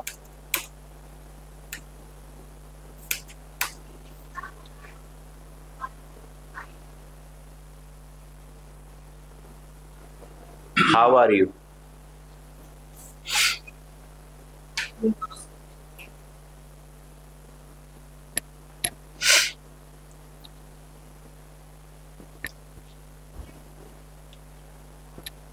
How are you, what are you doing. ठीक है, तो मेरे पास क्या है, मैंने बोला how are you what are you doing, तो इसने कैप्चर किया और उसको मेरे पास उस पहले दोबारा से स्टेप सुन लो। सबसे पहले हमें क्या करना है, ठीक है, हम पर्पस क्या है हमारा, text to voice to text conversion करना एक डिफिकल्ट काम है, टेक्स्ट टू वॉइस कन्वर्ट करना इजी काम है, क्योंकि पहले से ह्यूमन वॉइस आपकी मशीन में रखी हुई है, टेक्स्ट नॉर्मल इंग्लिश टेक्स्ट है, उसको कन्वर्ट करना है ह्यूमन वॉइस में इजी है। लेकिन ह्यूमन वॉइस को टेक्स्ट में कन्वर्ट करना, कोई हिंदी में बोल रहा है, ठीक है, कोई भोजपुरी में बोल रहा है, कोई पंजाबी में बोल रहा है, कोई तमिल में बोल रहा है और कोई फ्रेंच जर्मन रशियन में बोल रहा है, तो आपके पास क्या है, आप और हर पर्सन का एक्सेंट अलग है, तो उसको रिकॉग्नाइज करना मुश्किल काम है। ठीक है, तो उसके लिए सैल्यूट टू गूगल कंपनी जिसने हमें रेडीमेड फ्री लाइब्रेरीज बना के दी हुई। ठीक है, रेडीमेड फ्री लाइब्रेरीज हमारे पास हैं, वो हमें बना के दी हुई है, हम उनको यूज कर रहे हैं। तो स्पीच रिकॉग्निशन लाइब्रेरी किसने बनाई है, गूगल कंपनी ने बनाई है और हमें फ्री में दे रखी है, हम उसको यूज कर सकते हैं। तो स्पीच रिकॉग्निशन लाइब्रेरी है, काम क्या है, सबसे पहले हमारे कंप्यूटर में जो हमारा माइक है, हमारे कंप्यूटर में मल्टीपल, अभी मेरी मशीन में मल्टीपल माइक कनेक्ट हो सकते हैं।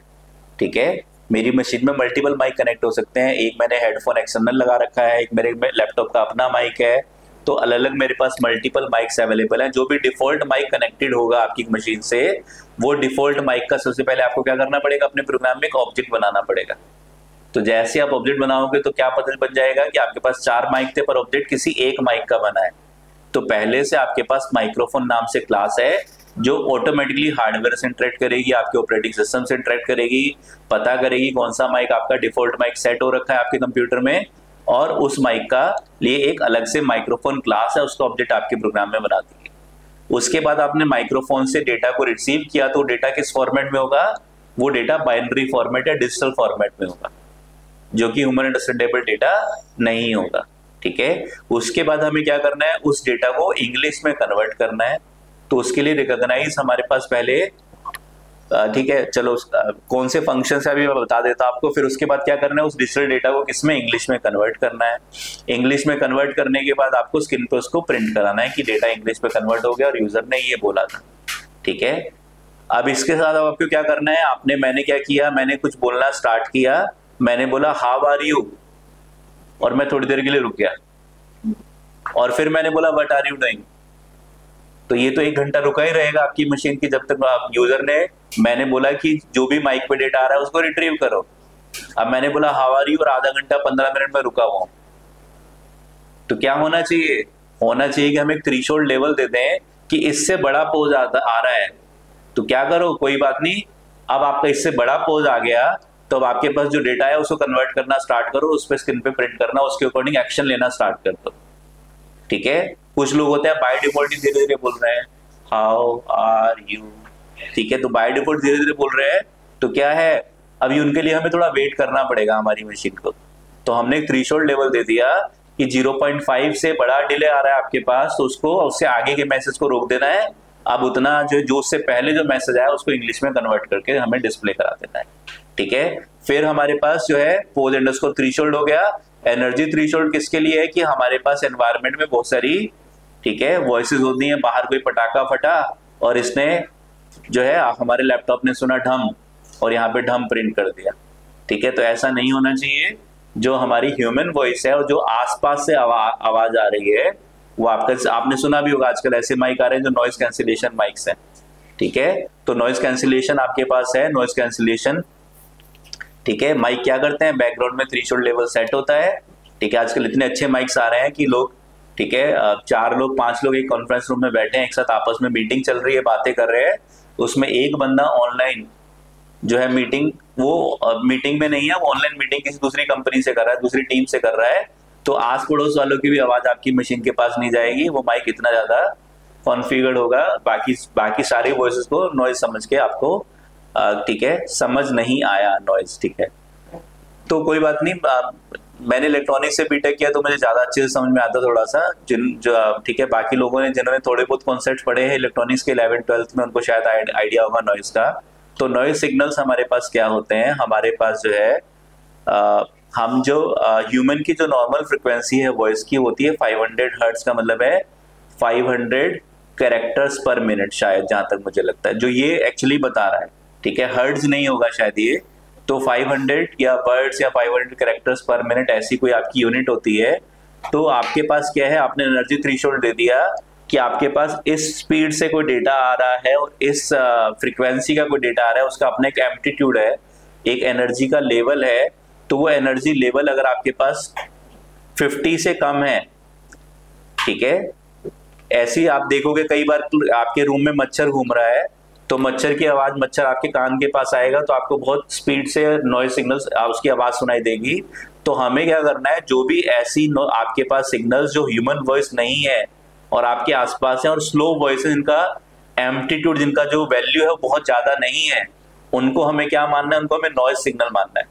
नॉइज का मतलब आप मान सकते हो मन अनवांटेड, अगर आपके पास कोई वॉइस आ रही है आपकी मशीन के पास तो उसको क्या मानना है, उसको नॉइज सिग्नल मानना है। तो नॉइज सिग्नल का अगर डेटा कम है, उसके जो है आवाज कम है, उसका वॉल्यूम कम है, उसका जो इंटेंसिटी है वो कम है, तो आपको उसको नॉइज सिग्नल मानना है। लेकिन अगर वो ज्यादा है तो उसको ह्यूमन सिग्नल मानना है और उसको आपको कन्वर्ट करना है किसके अंदर, अपने इंग्लिश टेक्स्ट के अंदर कन्वर्ट करना है, ठीक है अमन, राइट। तो हमारे पास जो अनवांटेड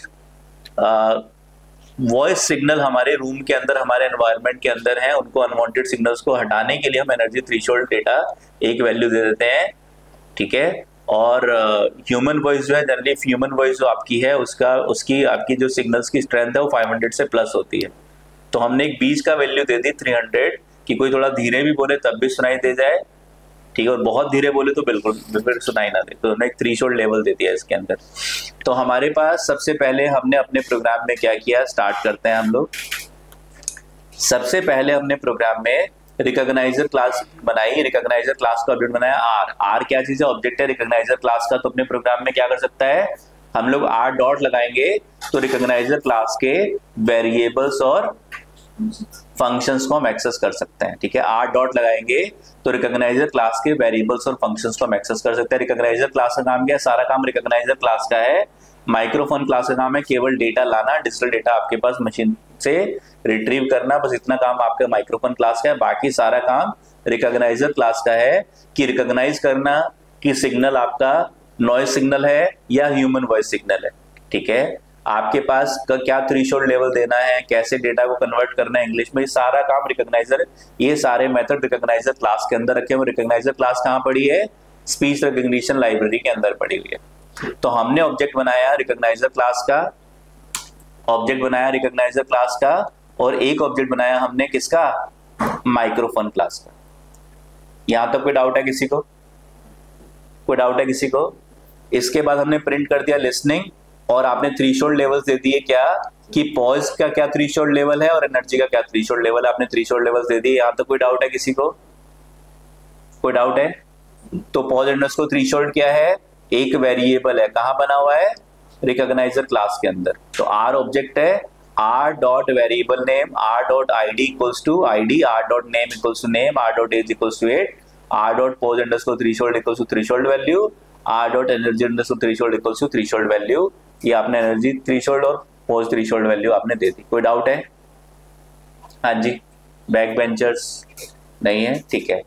तो आपने ये थ्रेशोल्ड वैल्यू दे दी, यहाँ तो कोई डाउट नहीं है। इसके बाद हमने क्या किया, ठीक है, ये तो हमारी सेटिंग्स हो गई, हमने ऑब्जेक्ट्स बना लिए रिकॉग्नाइजर क्लास का, माइक्रोफोन क्लास का, और हमने वेरिएबल्स बना लिए, वेरिएबल्स को वैल्यू दे दी। अब हम मेथड्स को कॉल करना शुरू करते हैं। सबसे पहले आपके पास रिकॉग्नाइजर क्लास के अंदर, रिकॉग्नाइजर क्लास के अंदर लिसन नाम का फंक्शन है। जैसे लिसन नाम का फंक्शन आप कॉल करोगे, आपका सोर्स क्या था, माइक्रोफोन था, जो भी डिफॉल्ट माइक्रोफोन है। लिसन नाम का फंक्शन कॉल करोगे, उसमें माइक्रोफोन क्लास का ऑब्जेक्ट पास करोगे, तो जो भी डिफॉल्ट माइक्रोफोन होगा उसका डेटा आपका, आप कोई वॉइस कमांड दोगे, वो वॉइस डेटा आपका एक डिजिटल फॉर्मेट में ऑडियो नाम के वेरिएबल में आ जाएगा। तो लिसन फंक्शन क्या कर रहा है, लिसन फंक्शन आपके माइक्रोफोन से इंटीग्रेट हो रहा है और माइक्रोफोन पे जो भी डिजिटल डेटा आया बाइनरी फॉर्मेट में, डिजिटल फॉर्मेट में या इनक्रिप्टेड फॉर्मेट में, वो डेटा आपका ऑडियो नाम के वेरिएबल में प्रिंट हो गया। आप प्रिंट करके देखना चाहते हो ऑडियो को, प्रिंट करके भी देख सकते हो, ठीक है। तो उसमें कुछ डिजिटल डेटा होगा आपके पास, आप देखोगे तो, जो कि आपको अनरीडेबल, आपको समझ में नहीं आएगा कि इस डेटा में क्या लिखा हुआ है, राइट। तो ये डिजिटल डेटा आपके पास आ गया। अब डेटा आ गया, इसके बाद आपने क्या कर दिया, प्रिंट रिकॉग्नाइजिंग, आपने थ्रेशोल्ड लेवल आपका पार हो गया तो आपने प्रिंट कर दिया रिकॉग्नाइजिंग। हमने लिसन तो कर लिया, अब हमने रिकॉग्नाइजेशन स्टार्ट कर दिया कि आपके पास एक्चुअली क्या डेटा आया है, ठीक है। इसके बाद रिकॉग्नाइज अंडरस्कोर गूगल सबसे बड़ी लाइब्रेरी है, बड़ी डिफिकल्ट लाइब्रेरी है, इसको बनाने में सारी ML AI यूज होती है। ये लाइब्रेरी, ये मेथड जो है रिकॉग्नाइज अंडरस्कोर गूगल मेथड, जिसके अंदर सारा ML AI यूज हो रहा है, ये मेथड क्या कर रहा है, आपके पास जो ऑडियो डिजिटल डेटा आया था उसको किस लैंग्वेज में कन्वर्ट कर रहा है, इंग्लिश में कन्वर्ट कर रहा है। तो EN-IN, IN का मतलब इंडिया, EN का मतलब इंग्लिश। तो यहाँ पे आपके पास, आप गूगल में जाके सर्च कर लोगे रिकॉग्नाइज गूगल के लिए कौन कौन से कोड्स हैं, तो सारे कोड्स आपको मिल जाएंगे। आपको हिंदी में कन्वर्ट करना है, तमिल में, जर्मन में, रशियन में, सारे कोड्स आपको गूगल पे जाके मिल जाएंगे।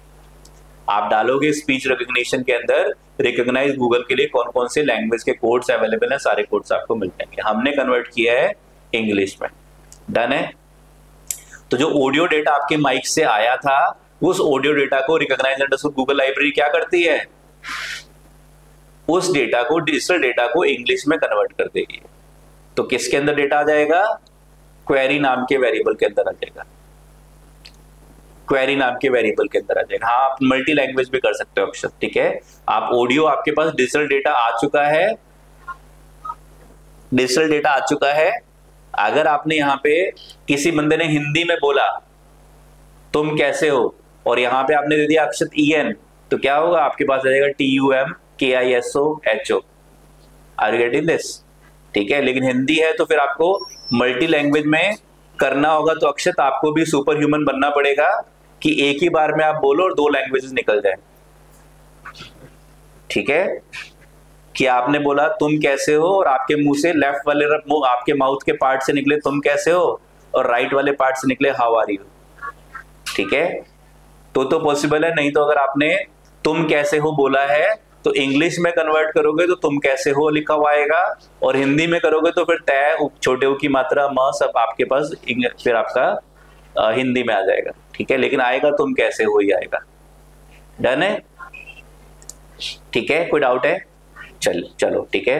तो प्रिंट यूजर सेड, यूजर ने क्या बोला, क्वेरी, क्वेरी क्या है, जो आपका डेटा इंग्लिश में कन्वर्ट हुआ है, समझ में आ गया, ठीक है। तो ये पूरा का पूरा प्रोग्राम क्या कर रहा है, इस पूरे प्रोग्राम का काम है क्या, आपके टेक्स्ट डेटा, आपके वॉइस डेटा को टेक्स्ट में कन्वर्ट करना। टेक्स्ट कहां पे आ रहा है, टेक्स्ट कहां पे आ रहा है, क्वेरी नाम के वेरिएबल में आ रहा है। कोई डाउट है, याद रहेगा, क्वेरी नाम का वेरिएबल क्या कर रहा है, क्वेरी नाम का वेरिएबल आपका क्वेरी के अंदर वॉइस से टेक्स्ट कन्वर्ट होकर आपके पास रिट्रीव हो रहा है। हाँ जी, second desk, back benchers, front benchers, online students, कोई डाउट है। तो स्पीच रिकग्निशन लाइब्रेरी में हमने क्या किया, हमने अपने प्रोग्राम में ऑडियो डेटा रिट्रीव किया और उस ऑडियो डेटा को इंग्लिश में कन्वर्ट करके क्वेरी नाम के वेरिएबल में सेव कर दिया। अब आप जो भी बोलोगे कहां पे रिट्रीव हो जाएगा, क्वेरी नाम के वेरिएबल में रिट्रीव हो जाएगा, ठीक है। मैंने यहां पे दिया से दोबारा रन करता हूं,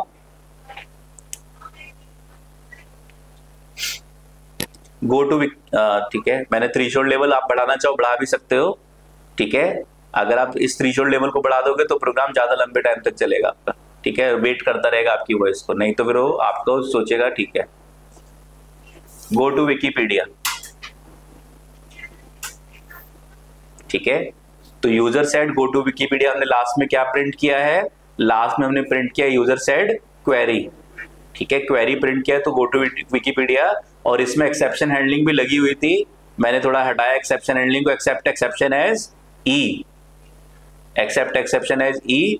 तो जब आपका ऑडियो सिग्नल आपकी वॉइस को पढ़ने की कोशिश करेगा, recognise signal, recognise underscore Google आपकी वॉइस को समझने की कोशिश करेगा, और आप कोई ऐसी वॉइस निकाल रहे हो जो रिकॉग्नाइज अंडरस्कोर गूगल उसको कन्वर्ट नहीं कर पा रहा, तो क्या बोलेगा, से दैट अगेन प्लीज, ठीक है, आर यू गेटिंग दिस?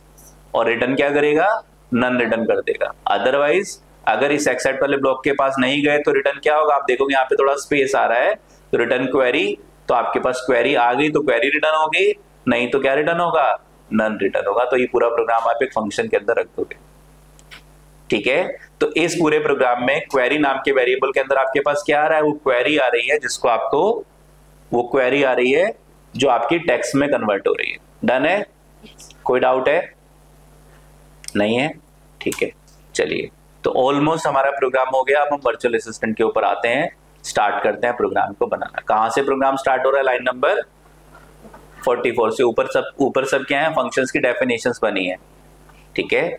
सबसे पहले हमने कौन कौन से फंक्शन बनाए हैं?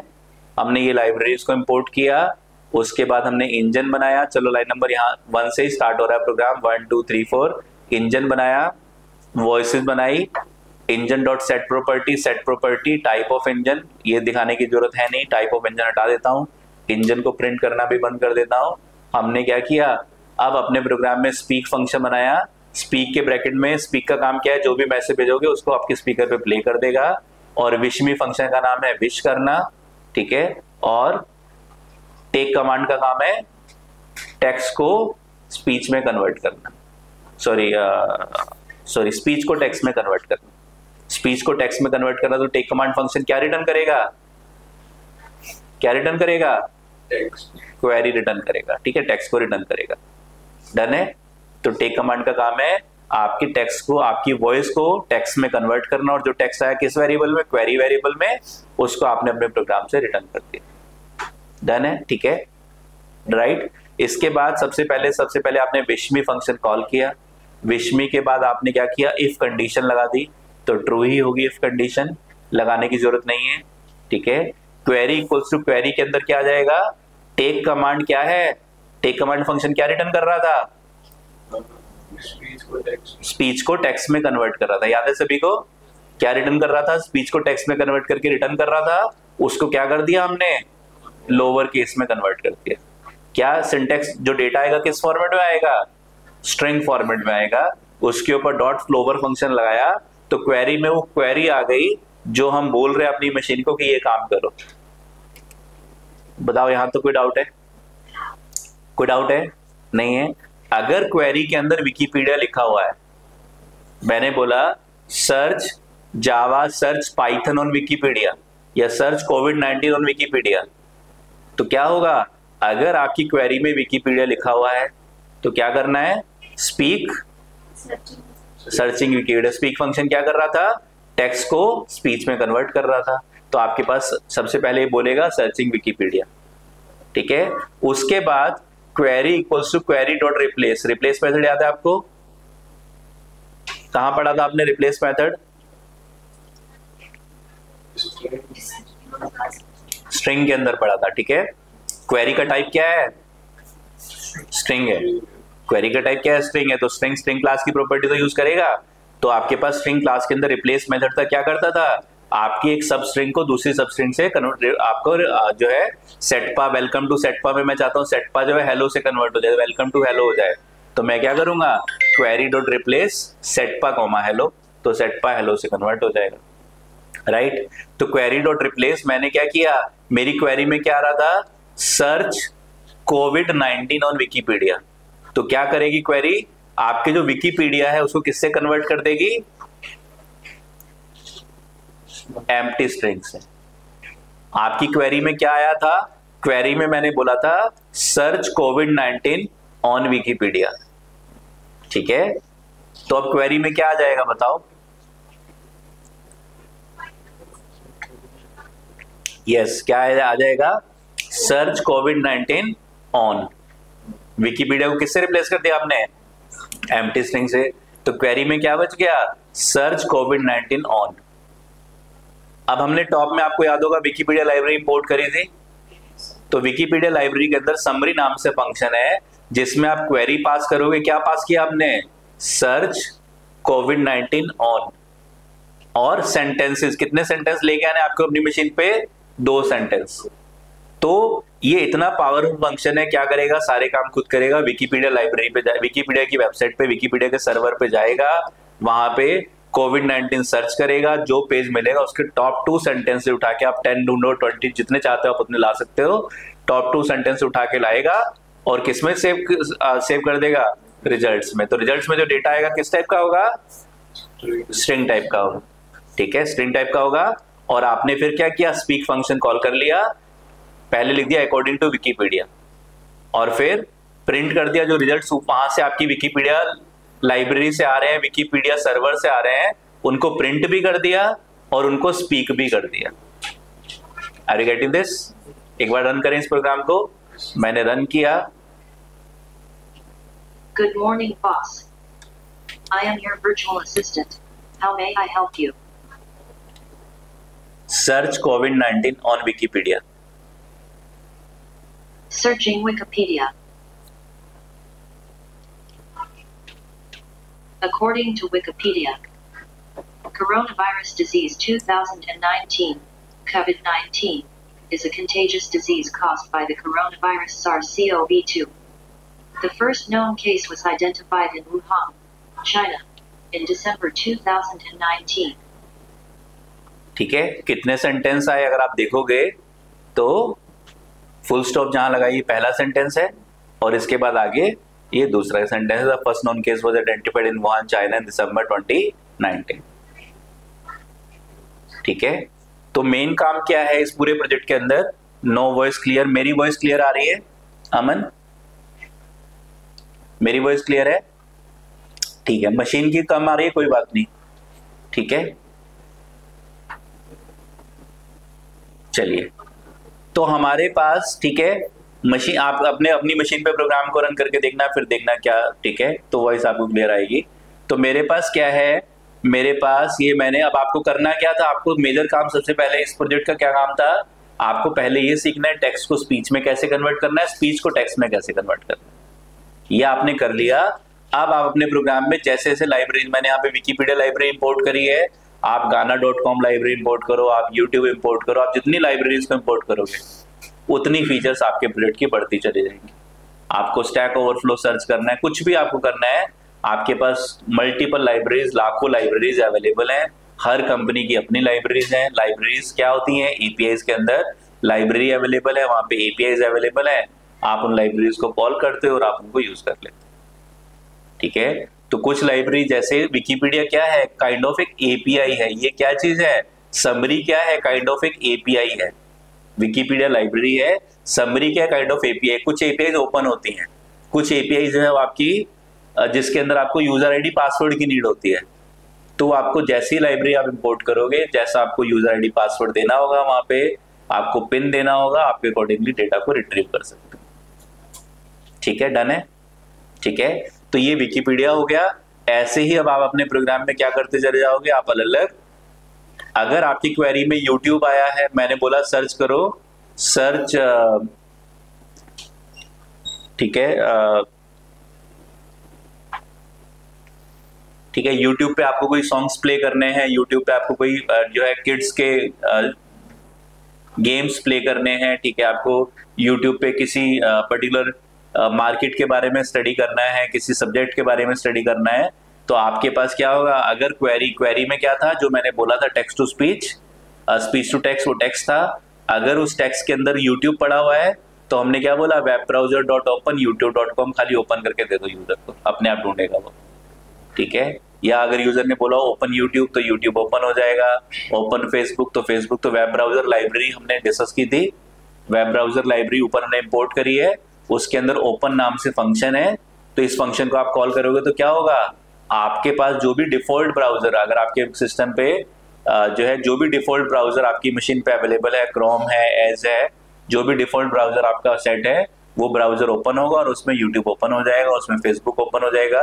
यूट्यूब के अंदर भी अगर आपको कोई सॉन्ग प्ले करना है तो उसके लिए भी आगे आपके पास लाइब्रेरीज अवेलेबल है, लाइब्रेरी के अंदर फंक्शंस अवेलेबल है, ठीक है, आप उनको यूज कर सकते हो।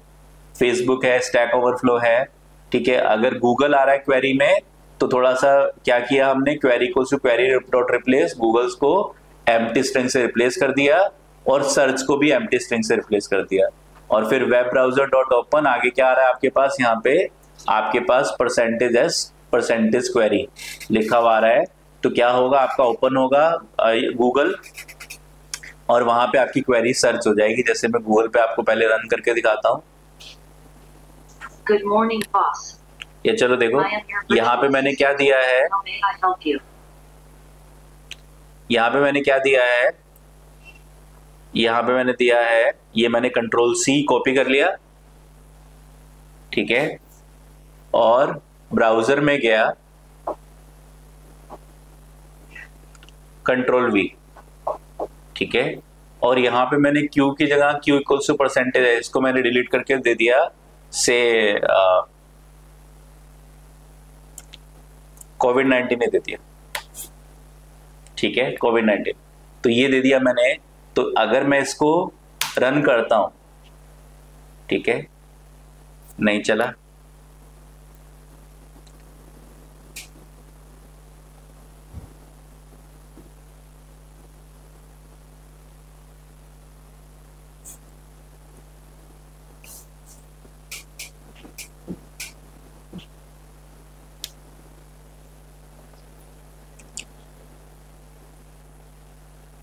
q equals to percentages, q equals to percentages,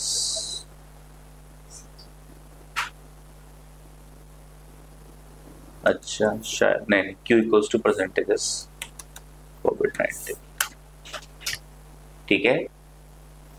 तो देखो मेरे पास क्या हुआ, मैंने कोविड-19 सर्च किया तो गूगल ने कोविड-19 सर्च करके दे दिया। तो ध्यान से देखो मेरी क्वेरी क्या बन रही है, google.com/search?q इक्वल्स टू, अगर इसके बाद इतने स्टेटमेंट के बाद जो भी आप लिखते हो गूगल उसको सर्च करके आपको दे देता है। तो ये जो पार्ट है आपका गूगल में, मैंने ब्राउजर ओपन किया हुआ है, मैंने गूगल ओपन नहीं किया हुआ है, ठीक है। तो क्या होगा, आपके पास उतना पार्ट आपने अगर आगे कोविड-19 लिख दिया, या आपने पाइथन ट्यूटोरियल लिख दिया, आपने जावा ट्यूटोरियल लिख दिया, आपने ठीक है जावा ट्यूटोरियल लिख दिया, ठीक है, तो आपके पास क्या होगा, गूगल में जाके जावा ट्यूटोरियल सर्च हो जाएगा। Are you getting this? ठीक है, तो आपने अपने प्रोग्राम में यहाँ पे क्या किया है, आपने अपने प्रोग्राम में यहाँ पे वॉइस क्लियर नहीं हो रही है अभी ठीक है, अच्छा पहले वाला मैसेज है शायद, हाँ जी। तो मेरे पास यहाँ पे ठीक है, तो मैं यहाँ पे क्या कर रहा हूँ, वेब ब्राउजर डॉट ओपन, क्या करता है वेब ब्राउजर डॉट ओपन, दिखा देता हूं दोबारा से, import web browser dot open. अगर आप डायरेक्टली कोई यहाँ पे कोई वेबसाइट दे देते हो, जैसे आपने क्या कर दिया youtube.com, तो क्या होगा, अगर आप रन करोगे प्रोग्राम को तो youtube.com ओपन हो जाएगा। डन है, youtube.com ओपन हो गया, ठीक है। तो आपके पास क्या है, आपके पास इंपोर्ट वेब ब्राउजर लाइब्रेरी को इंपोर्ट करोगे, ओपन फंक्शन कॉल करोगे, तो ब्रैकेट में जो भी आप यूआरएल दोगे वो यूआरएल आपका ब्राउजर ओपन होगा, जो भी डिफॉल्ट ब्राउजर आपकी मशीन में वो ओपन होगा और उसके ऊपर youtube.com ओपन हो जाएगा। लेकिन गूगल कैसे सर्च करता है किसी क्वेरी को, गूगल कैसे सर्च करता है, हमने अभी ये जो सिंटेक्स लिया था, that is web browser dot open control C, web browser dot open. मैंने आपको फॉर्मेटेड स्ट्रिंग पढ़ाया था,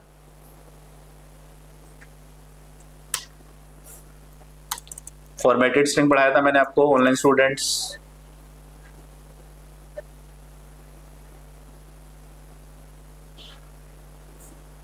नहीं पढ़ाया, ठीक है। चलिए तो फॉर्मेटेड स्ट्रिंग देख लो थोड़ा सा, हमारे पास क्या है, n equals to input enter your name, a equals to input enter your age, ठीक है। Print your name is n and age is a years, ठीक है, राइट। मैंने प्रोग्राम रन किया,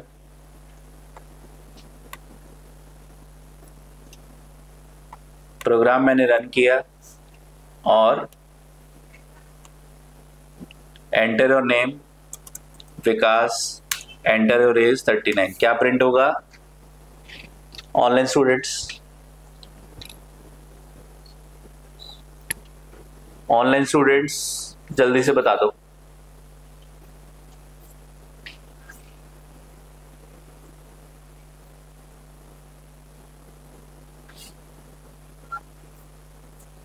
Your name is and age is 8 years. बताओ, बोलो क्या print होगा?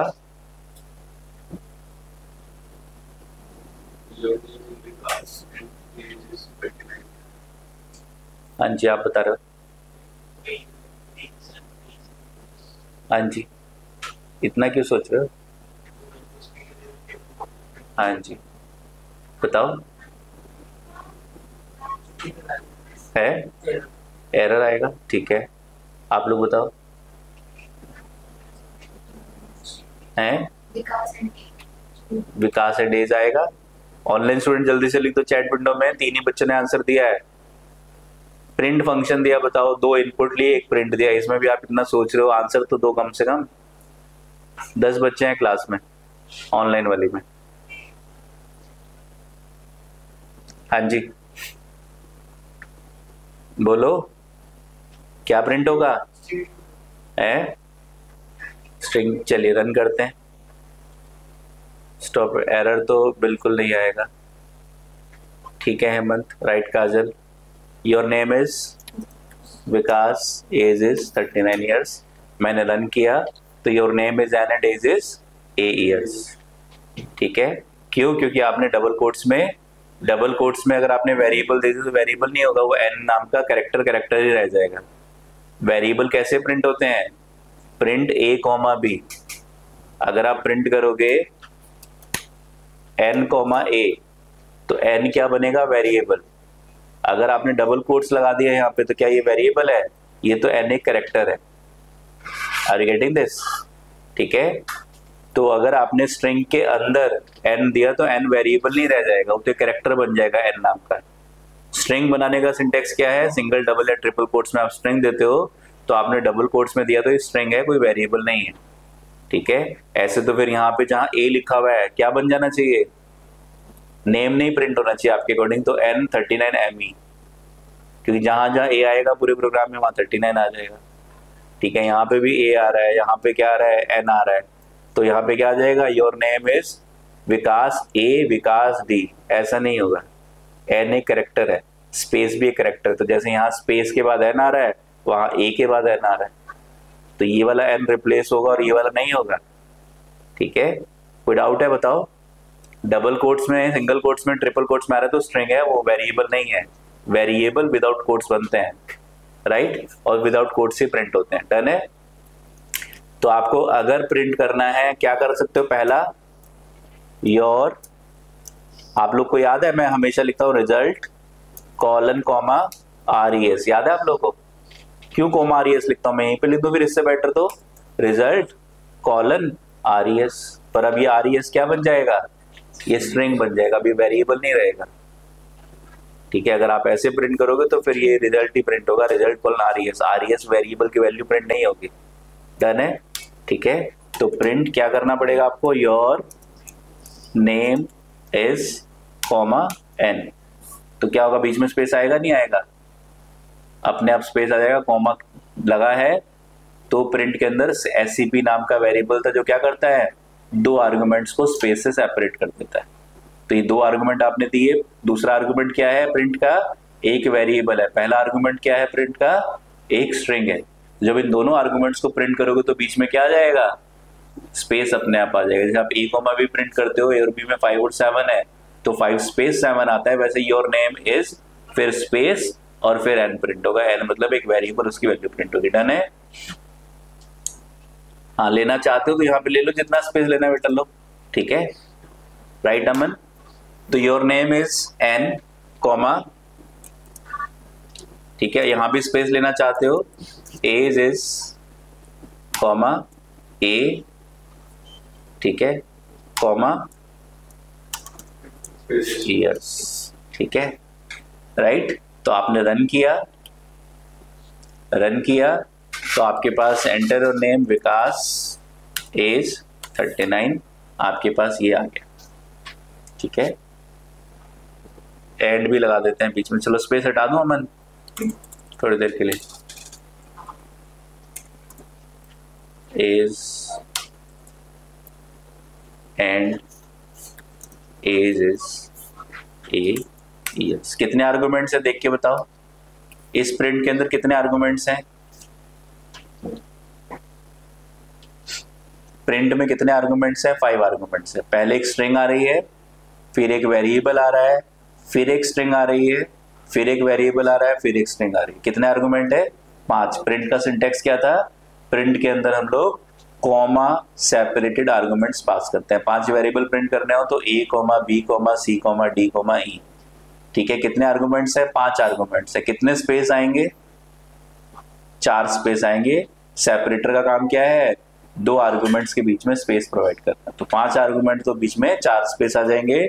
योर नेम इज और एन के बीच में स्पेस आ जाएगा, एन और एंड एजेस के बीच में स्पेस आ जाएगा, इज और ए के बीच में, और ए और ईयर्स के बीच में स्पेस आ जाएगा। कोई डाउट है बताओ? ठीक है, राइट। तो आप रन करोगे तो your name, enter your name Vikas, enter your as, बोलते नहीं हो 39। ठीक है, थोड़ा अच्छा सा लगता है, एज कम लगती है ना। ठीक है, एंटर योर नेम, तो योर नेम इज, यहाँ पे क्या आ गया? विकास। तो एन क्या है? ये वेरिएबल है। ये क्या है? स्ट्रिंग है। डबल कोट्स में आ गया तो स्ट्रिंग। वेरिएबल्स कभी कोट्स के अंदर नहीं आएंगे। फिर भी आप डालना चाहते हो, फिर भी आप वेरिएबल्स को अगर डबल कोट्स के अंदर देना चाहते हो तो क्या ऑप्शन है आपके पास? प्रिंट। अगर आप डबल कोट्स के अंदर वेरिएबल को देना चाहते हो तो सिंटेक्स क्या है? आप अपनी स्ट्रिंग से पहले एफ लगा दो तो स्ट्रिंग आपकी फॉर्मेटेड स्ट्रिंग बन जाएगी। इसके बाद जहां पे, ठीक है, अब ये ए क्या है? आप चाहते हो ये ए वेरिएबल बने पर ये वाला ए वेरिएबल ना बने, तो जिसको आपको वेरिएबल बनाना है उसको आपको एक करली ब्रेसेस के अंदर रख देना है। तो अब आपका स्ट्रिंग के अंदर ही कैसी स्ट्रिंग बन गई? ये फॉर्मेटेड स्ट्रिंग बन गई। अब ये स्ट्रिंग फॉर्मेटेड स्ट्रिंग है जिसके अंदर वेरिएबल्स भी हैं और वैल्यूज भी हैं। योर नेम इज एक वैल्यू है स्ट्रिंग टाइप की, ठीक है, लेकिन एन जो है एक वेरिएबल है। किस टाइप का? ये भी स्ट्रिंग टाइप का ही है। Enter your name input string type का आ रहा है पर वेरिएबल ही है, लेकिन एन खुद प्रिंट ना होकर अब क्या प्रिंट होगा? अब उसकी वैल्यू प्रिंट होगी। तो अगर आप चाहते हो फॉर्मेटेड स्ट्रिंग, ठीक है, अगर आप चाहते हो आप अपने प्रोग्राम में, अगर आप चाहते हो आप अपने प्रोग्राम में एक ही स्ट्रिंग के अंदर वेरिएबल्स भी रखना चाहते हो और स्ट्रिंग की वैल्यू को भी रखना चाहते हो, तो आप अपने प्रोग्राम में पहले स्ट्रिंग से पहले आप जैसे रॉ स्ट्रिंग बना देते तो आर लगाते थे, वैसे ही फॉर्मेटेड स्ट्रिंग बना रहे हो तो एफ लगाओगे और उसके बाद योर नेम इज करली ब्रेसेस के साथ उसमें एन लगा दोगे और एज इज करली ब्रेसेस में ए लगा दोगे। तो जहां करली ब्रेसेस आएगा इसको हम बोलते हैं स्ट्रिंग फॉर्मेटिंग ऑपरेटर। डिक्शनरी में करली ब्रेसेस का काम कर रहा है, यहाँ पे स्ट्रिंग फॉर्मेटिंग ऑपरेटर है, तो यहाँ पे आपके पास स्ट्रिंग फॉर्मेटिंग ऑपरेटर चलेगा और आपके पास अब वेरिएबल्स की वैल्यूज आ जाएंगी। Enter your name Vikas, enter your age 39, तो आपके पास स्क्रीन पे आ गया your name is Vikas and age is 39 years. कोई डाउट है? ठीक है, ऑनलाइन स्टूडेंट्स कोई डाउट है? नहीं है, ठीक है। यही काम करने के और भी सिंटेक्स हैं, ठीक है, और भी सिंटेक्स हैं। एक और सिंटेक्स है, फॉर्मेटेड स्ट्रिंग नहीं लगाया आपने, your name is %s and age is, age को मान लिया मैंने इंटीजर में टाइप कास्ट कर लिया, इंट इनपुट, तो स्ट्रिंग के लिए s है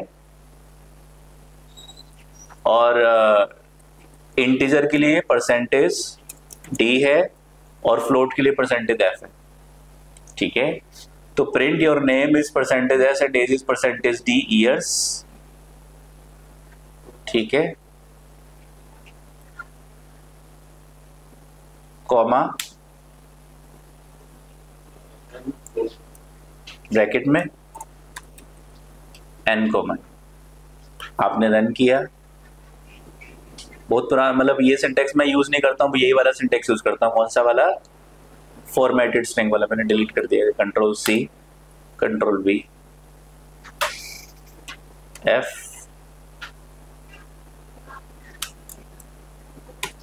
N,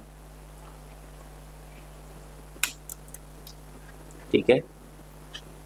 एक बार रन करके देख लेते हैं। एंटर योर नेम, विकास, हेमंत। हेमंत अपनी एज बताओ। 22, चलो सही बता रहे हो ना। Hemant comma 22, your name is percentage s, बिल्कुल ठीक है Hemant. Percentage in age is percentage d s, percentage s and age is percentage d s. क्या सिंटेक्स है, किसी को याद है बच्चे को? वो ब्रैकेट में नहीं आएगा। सी वाला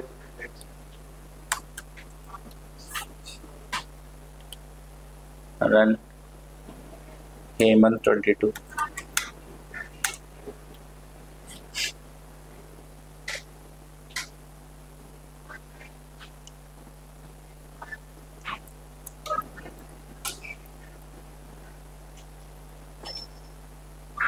चलो मैं बता दूंगा, ठीक है। तो आप लोग याद कर लो, ठीक है। यहाँ पे तो यूज हो ही रहा है वैसे ये वाला सिंटेक्स वर्चुअल असिस्टेंट में। परसेंटेज ऐसे ही आ रहा है, अच्छा कॉमा नहीं आ रहा, ठीक है। नहीं नहीं कॉमा नहीं आ रहा, बस इतना डिफरेंस है। कंट्रोल Z, कॉमा नहीं आएगा, ठीक है। रन करते हैं।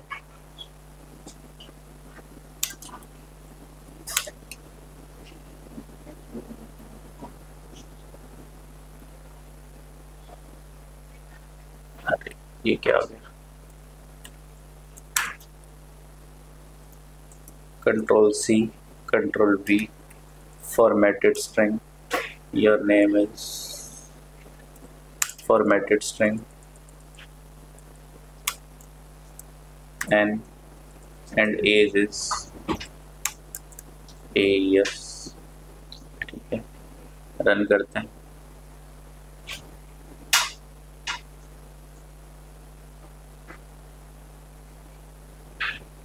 एरर पहले से आ गई, syntax error.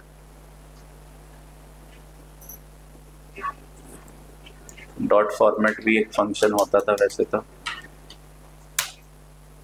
N comma A,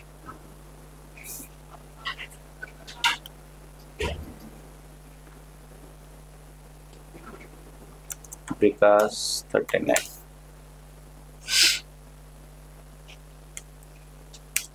my name and percentage o, percentage name comma s, ठीक है। Percentage n comma a, Vikas 39, ठीक है। चलो राइट, ठीक है। शोएब ने कहीं से ढूंढा है। तो हमारे पास क्या है, ठीक है।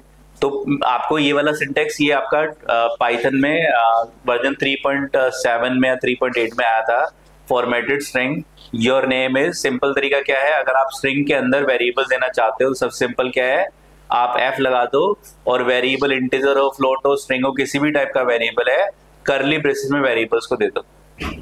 तो आपकी स्ट्रिंग के अंदर, आपके स्ट्रिंग फॉर्मेटिंग ऑपरेटर्स के अंदर आपने वेरिएबल्स दे दिए। इसके अलावा आप दूसरा ऑप्शन क्या है, print your name is percentage s and age is percentage d years, और फिर परसेंटेज ब्रैकेट में एन कॉमा ए। जितने भी वेरिएबल्स आपने स्ट्रिंग के अंदर दिए हैं वो सारे वेरिएबल्स के नाम आप यहाँ पे मेंशन कर सकते हैं।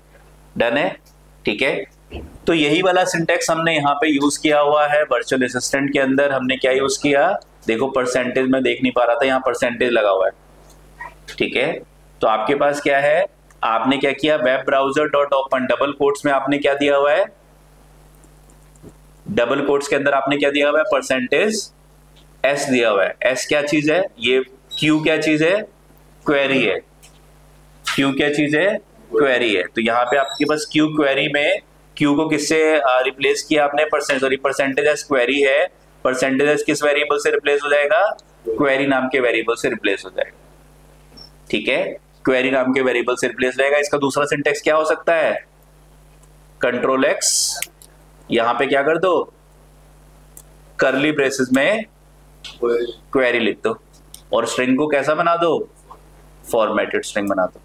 तो अब आपके पास जो भी क्वेरी आएगी यहाँ पे क्या होगा, https google.com search question mark q equals to जो भी क्वेरी होगी, आपने बोला search Java tutorials on Google, तो आपके पास जावा ट्यूटोरियल्स ऑन गूगल के अंदर जाके सर्च हो जाएंगे। डन है, कोई डाउट है?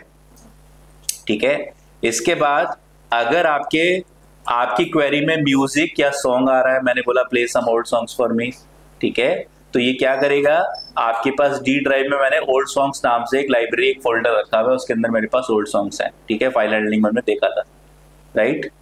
तो हमारे पास है म्यूजिक डायरेक्टरी, डी ड्राइव में ओल्ड सॉन्ग्स। अगर आपके पास क्वेरी में म्यूजिक या सॉन्ग आ रहा है,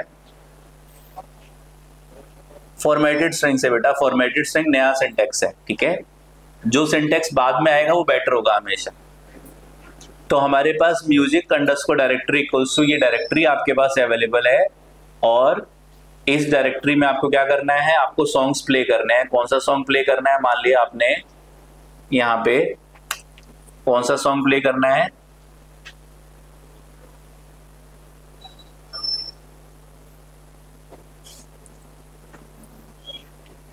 ठीक है। तो ओएस लाइब्रेरी याद है आप लोग को, ओएस लाइब्रेरी मैंने इंपोर्ट की थी ऊपर।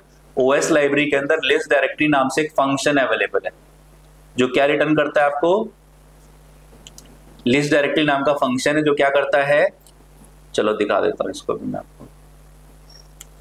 कंट्रोल सी, यहां पे हम आए, कंट्रोल वी,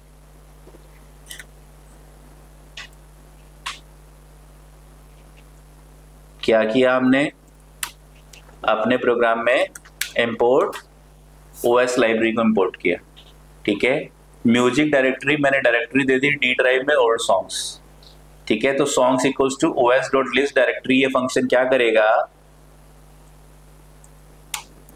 ये फंक्शन क्या करेगा, लिस्ट डायरेक्टरी फंक्शन, अगर आप प्रिंट करोगे सॉन्ग्स को, तो अगर आपकी किसी फोल्डर में बहुत सारी फाइल्स रखी हुई हैं, आप चाहते हो उन सारी फाइल्स के नाम आपके कंप्यूटर में एक लिस्ट के अंदर आ जाएं, आप चाहते हो कि आपके कंप्यूटर में बहुत सारी फाइल्स हैं किसी फोल्डर के अंदर, उस फोल्डर के अंदर जितनी भी फाइल्स हैं उन सबके नाम एक लिस्ट के अंदर आ जाएं, तो आप क्या कर सकते हो, os.list डायरेक्टरी ब्रैकेट में उस फोल्डर का नाम दे सकते हो। तो क्या होगा, अगर आप सॉन्ग्स को प्रिंट करोगे तो आपके पास आपके सारे सॉन्ग्स के नाम कहां पे आ जाएंगे, एक लिस्ट के अंदर आ जाएंगे। Are you getting this? कोई डाउट है?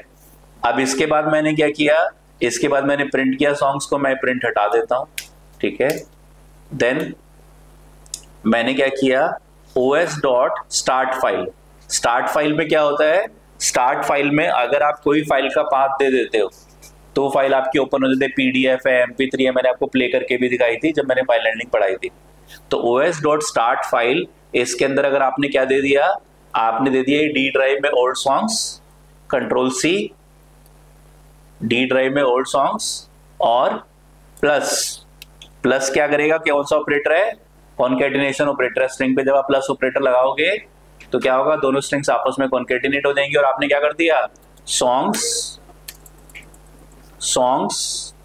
स्क्वायर ब्रैकेट 0, तो क्या होगा, दोनों स्ट्रिंग्स आपस में कॉन्केटिनेट हो जाएंगी, डी ड्राइव में ओल्ड सॉन्ग्स, और यहाँ पे आपने मान लिया लगा दिया रॉ स्ट्रिंग, और यहाँ पे आपने लगा दिया बैकवर्ड स्लैश।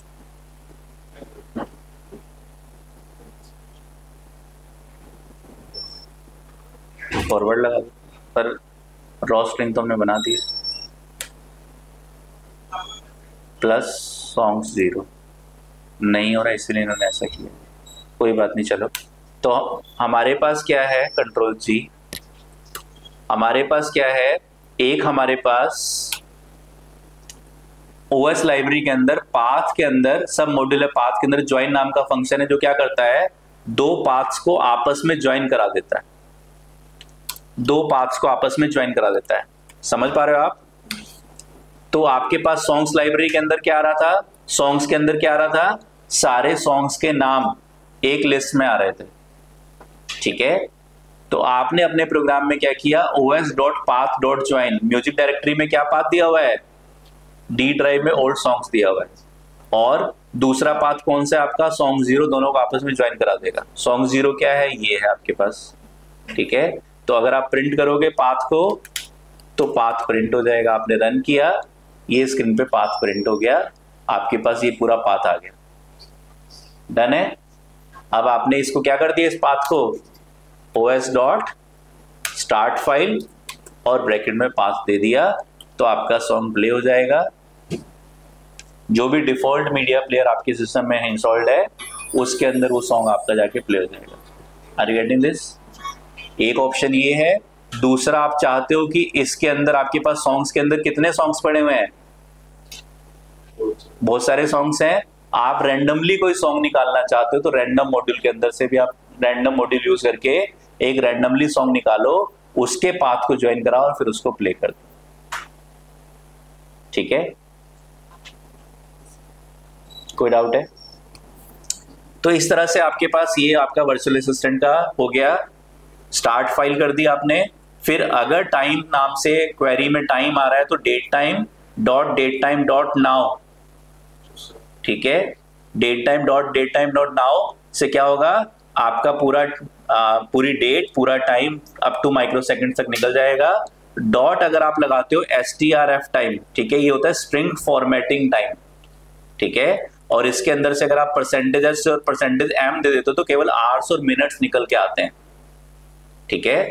और आप स्पीक कर दोगे सर द टाइम इज, और टाइम को स्क्रीन के ऊपर प्रिंट करा दोगे या प्ले कर दोगे, ठीक है। प्रिंट करना चाहो प्रिंट भी कर सकते हो, प्रिंट टाइम, तो टाइम भी स्क्रीन के ऊपर प्रिंट भी हो जाएगा। मैंने रन किया।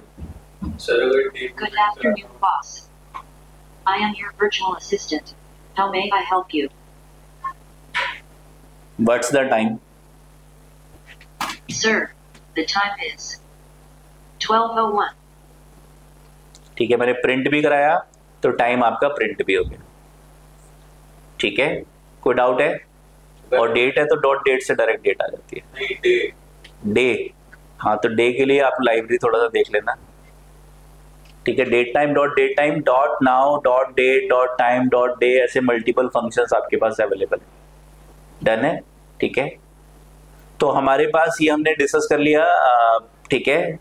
और इसके बाद लास्ट में स्लीप है तो स्पीक और फिर एग्जिट। किसी प्रोग्राम से अगर आपको एग्जिट करना है इंटेंशनली तो आप एग्जिट फंक्शन को यूज कर सकते हो।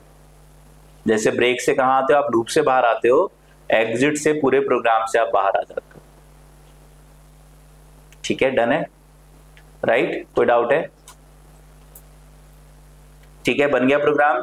तो प्लीज रन करके जरूर देख लेना, मैं कोड आप लोग का शेयर कर दूंगा, ठीक है। अभी तक हमने क्या सीखा था? अभी तक हम सीख रहे थे कि कैसे फाइल हैंडलिंग काम करेगी, कैसे एक्सेप्शन हैंडलिंग काम करेगी, कैसे ऊप्स कॉन्सेप्ट्स काम करेंगे। अब वो सारे कॉन्सेप्ट्स हमने यहाँ पे इंटरनली यूज किए हैं इस प्रोजेक्ट के अंदर, राइट। और हमने रेडीमेड लाइब्रेरीज अब लोग कहते हैं कि पाइथन के अंदर 2.35 लाख प्लस लाइब्रेरीज हैं, हर काम करने के लिए रेडीमेड लाइब्रेरी है, लेकिन नकल के लिए अकल चाहिए होती है। तो रेडीमेड लाइब्रेरीज यूज करने के लिए भी पता होना चाहिए, नहीं तो सब रटना पड़ेगा। ये पूरा कितने लाइन का कोड है? 79 लाइन का कोड है, ठीक है। तो आपको लाइन बाय लाइन रटना पड़ेगा अगर आपने शुरू के कॉन्सेप्ट नहीं पढ़े तो, और आपने वो कॉन्सेप्ट पढ़े हैं तो आपको चीजें, फिर आपको आप R डॉट लगाओगे तो आपको रिकॉग्नाइज अंडरस्कोर गूगल याद में रखना पड़ेगा, वहां दिख जाएगा रिकॉग्नाइज अंडरस्कोर गूगल, और आपको याद आ जाएगा अच्छा ये फंक्शन अवेलेबल, ठीक है। डन है। We can use help function, हाँ जी बिल्कुल कर सकते हो आप, ठीक है। तो हमारे पास, ठीक है, तो आप प्लीज इसके अंदर कुछ फीचर्स डाली हैं मैंने, प्लीज आप लोग और लाइब्रेरी जब एक्सप्लोर करना शुरू करो, ठीक है। जो भी आपकी फेवरेट लाइब्रेरी है, कोई म्यूजिक लवर है, कोई गेम लवर है, जो भी आपके पास है, अपनी पसंदीदा लाइब्रेरी सर्च करो और उनको इसके अंदर वर्चुअल असिस्टेंट के अंदर लगाने की कोशिश करो, राइट। डन है। Thank you very much. All the best.